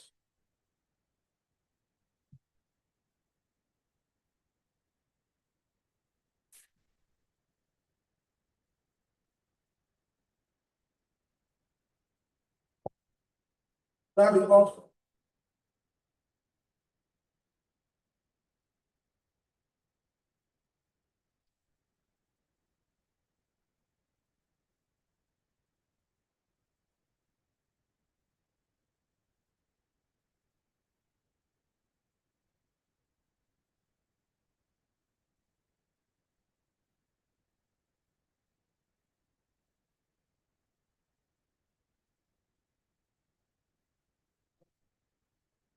Make this presentation. You are here, you come on quickly to take this in support of your relevant support contribution to this section. The IT graphic team lead, Oshiole Kalisto, in Nagoya. So if you are here, please come and take this up. We have Solomon Akperi. If you are here, please come and collect your award here.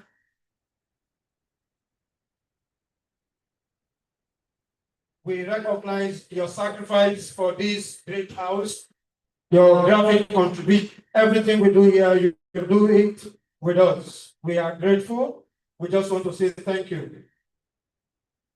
And Samuel, so if you are here, please, tentative, come and collect the award for you. And we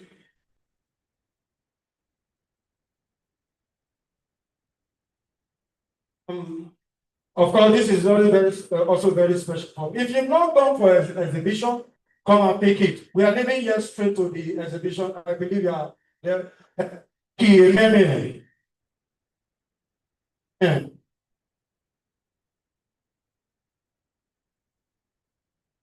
Temitope Atimin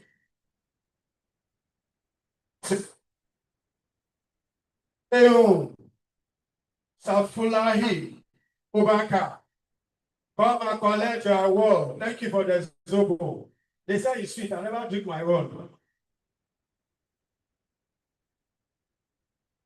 Okay, Dr. Fine, Eddie, please come and collect your award. Thank you. Thank you so much.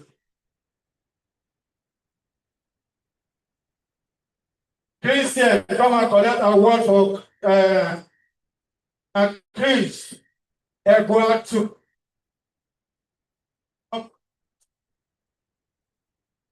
We don't.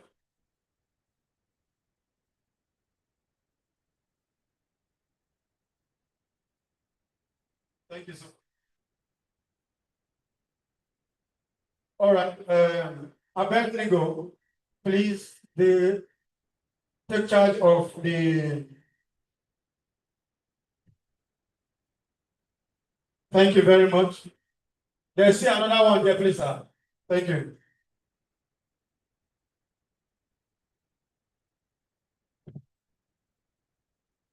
Okay.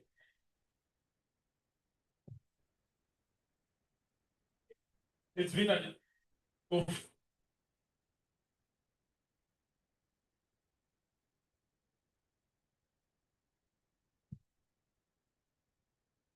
it's been an interesting time so far.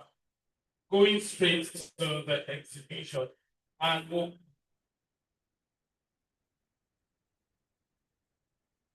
have the section chair alongside the section directors and other VIPs, of course, with our ATS planning chair as well, leading the team to the exhibition ground. So then,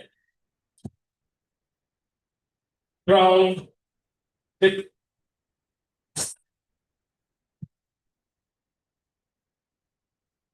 Hello, hello, hello. Can you give them the other mic? Where's the other mic? To you. It's with you. Where's the other mic? The one you were using. Hello. Look at where you talk to.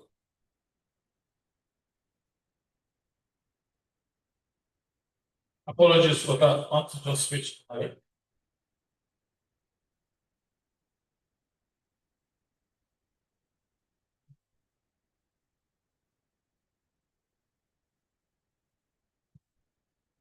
Okay, apologies for that. So like I said, quickly, the section chair alongside with the section directors and the ATS planning chair as well as other VIPs will be leading us downstairs, just downstairs to see the hall. I believe there are ushers that will even direct us to the hall. We'll have exhibitors already ready. So quickly, our section directors alongside section chair, please, let's just go down.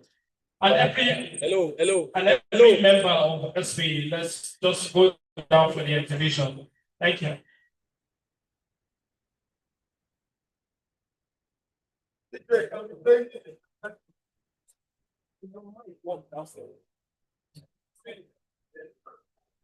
are not coming upstairs again. No, we're coming, but it's like they said they will do after party or whatever. So you're not.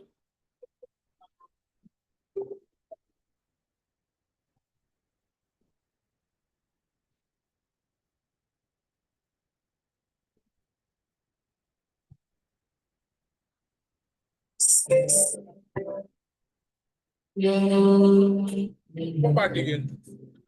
Yes, when they come back, just about how long will you stay before you how many are you? 6, it's almost 6 already. Once it's past 6, you have to renegotiate. Where you start now? When did you start? Huh? When did you start? We started before 1. That was after 12.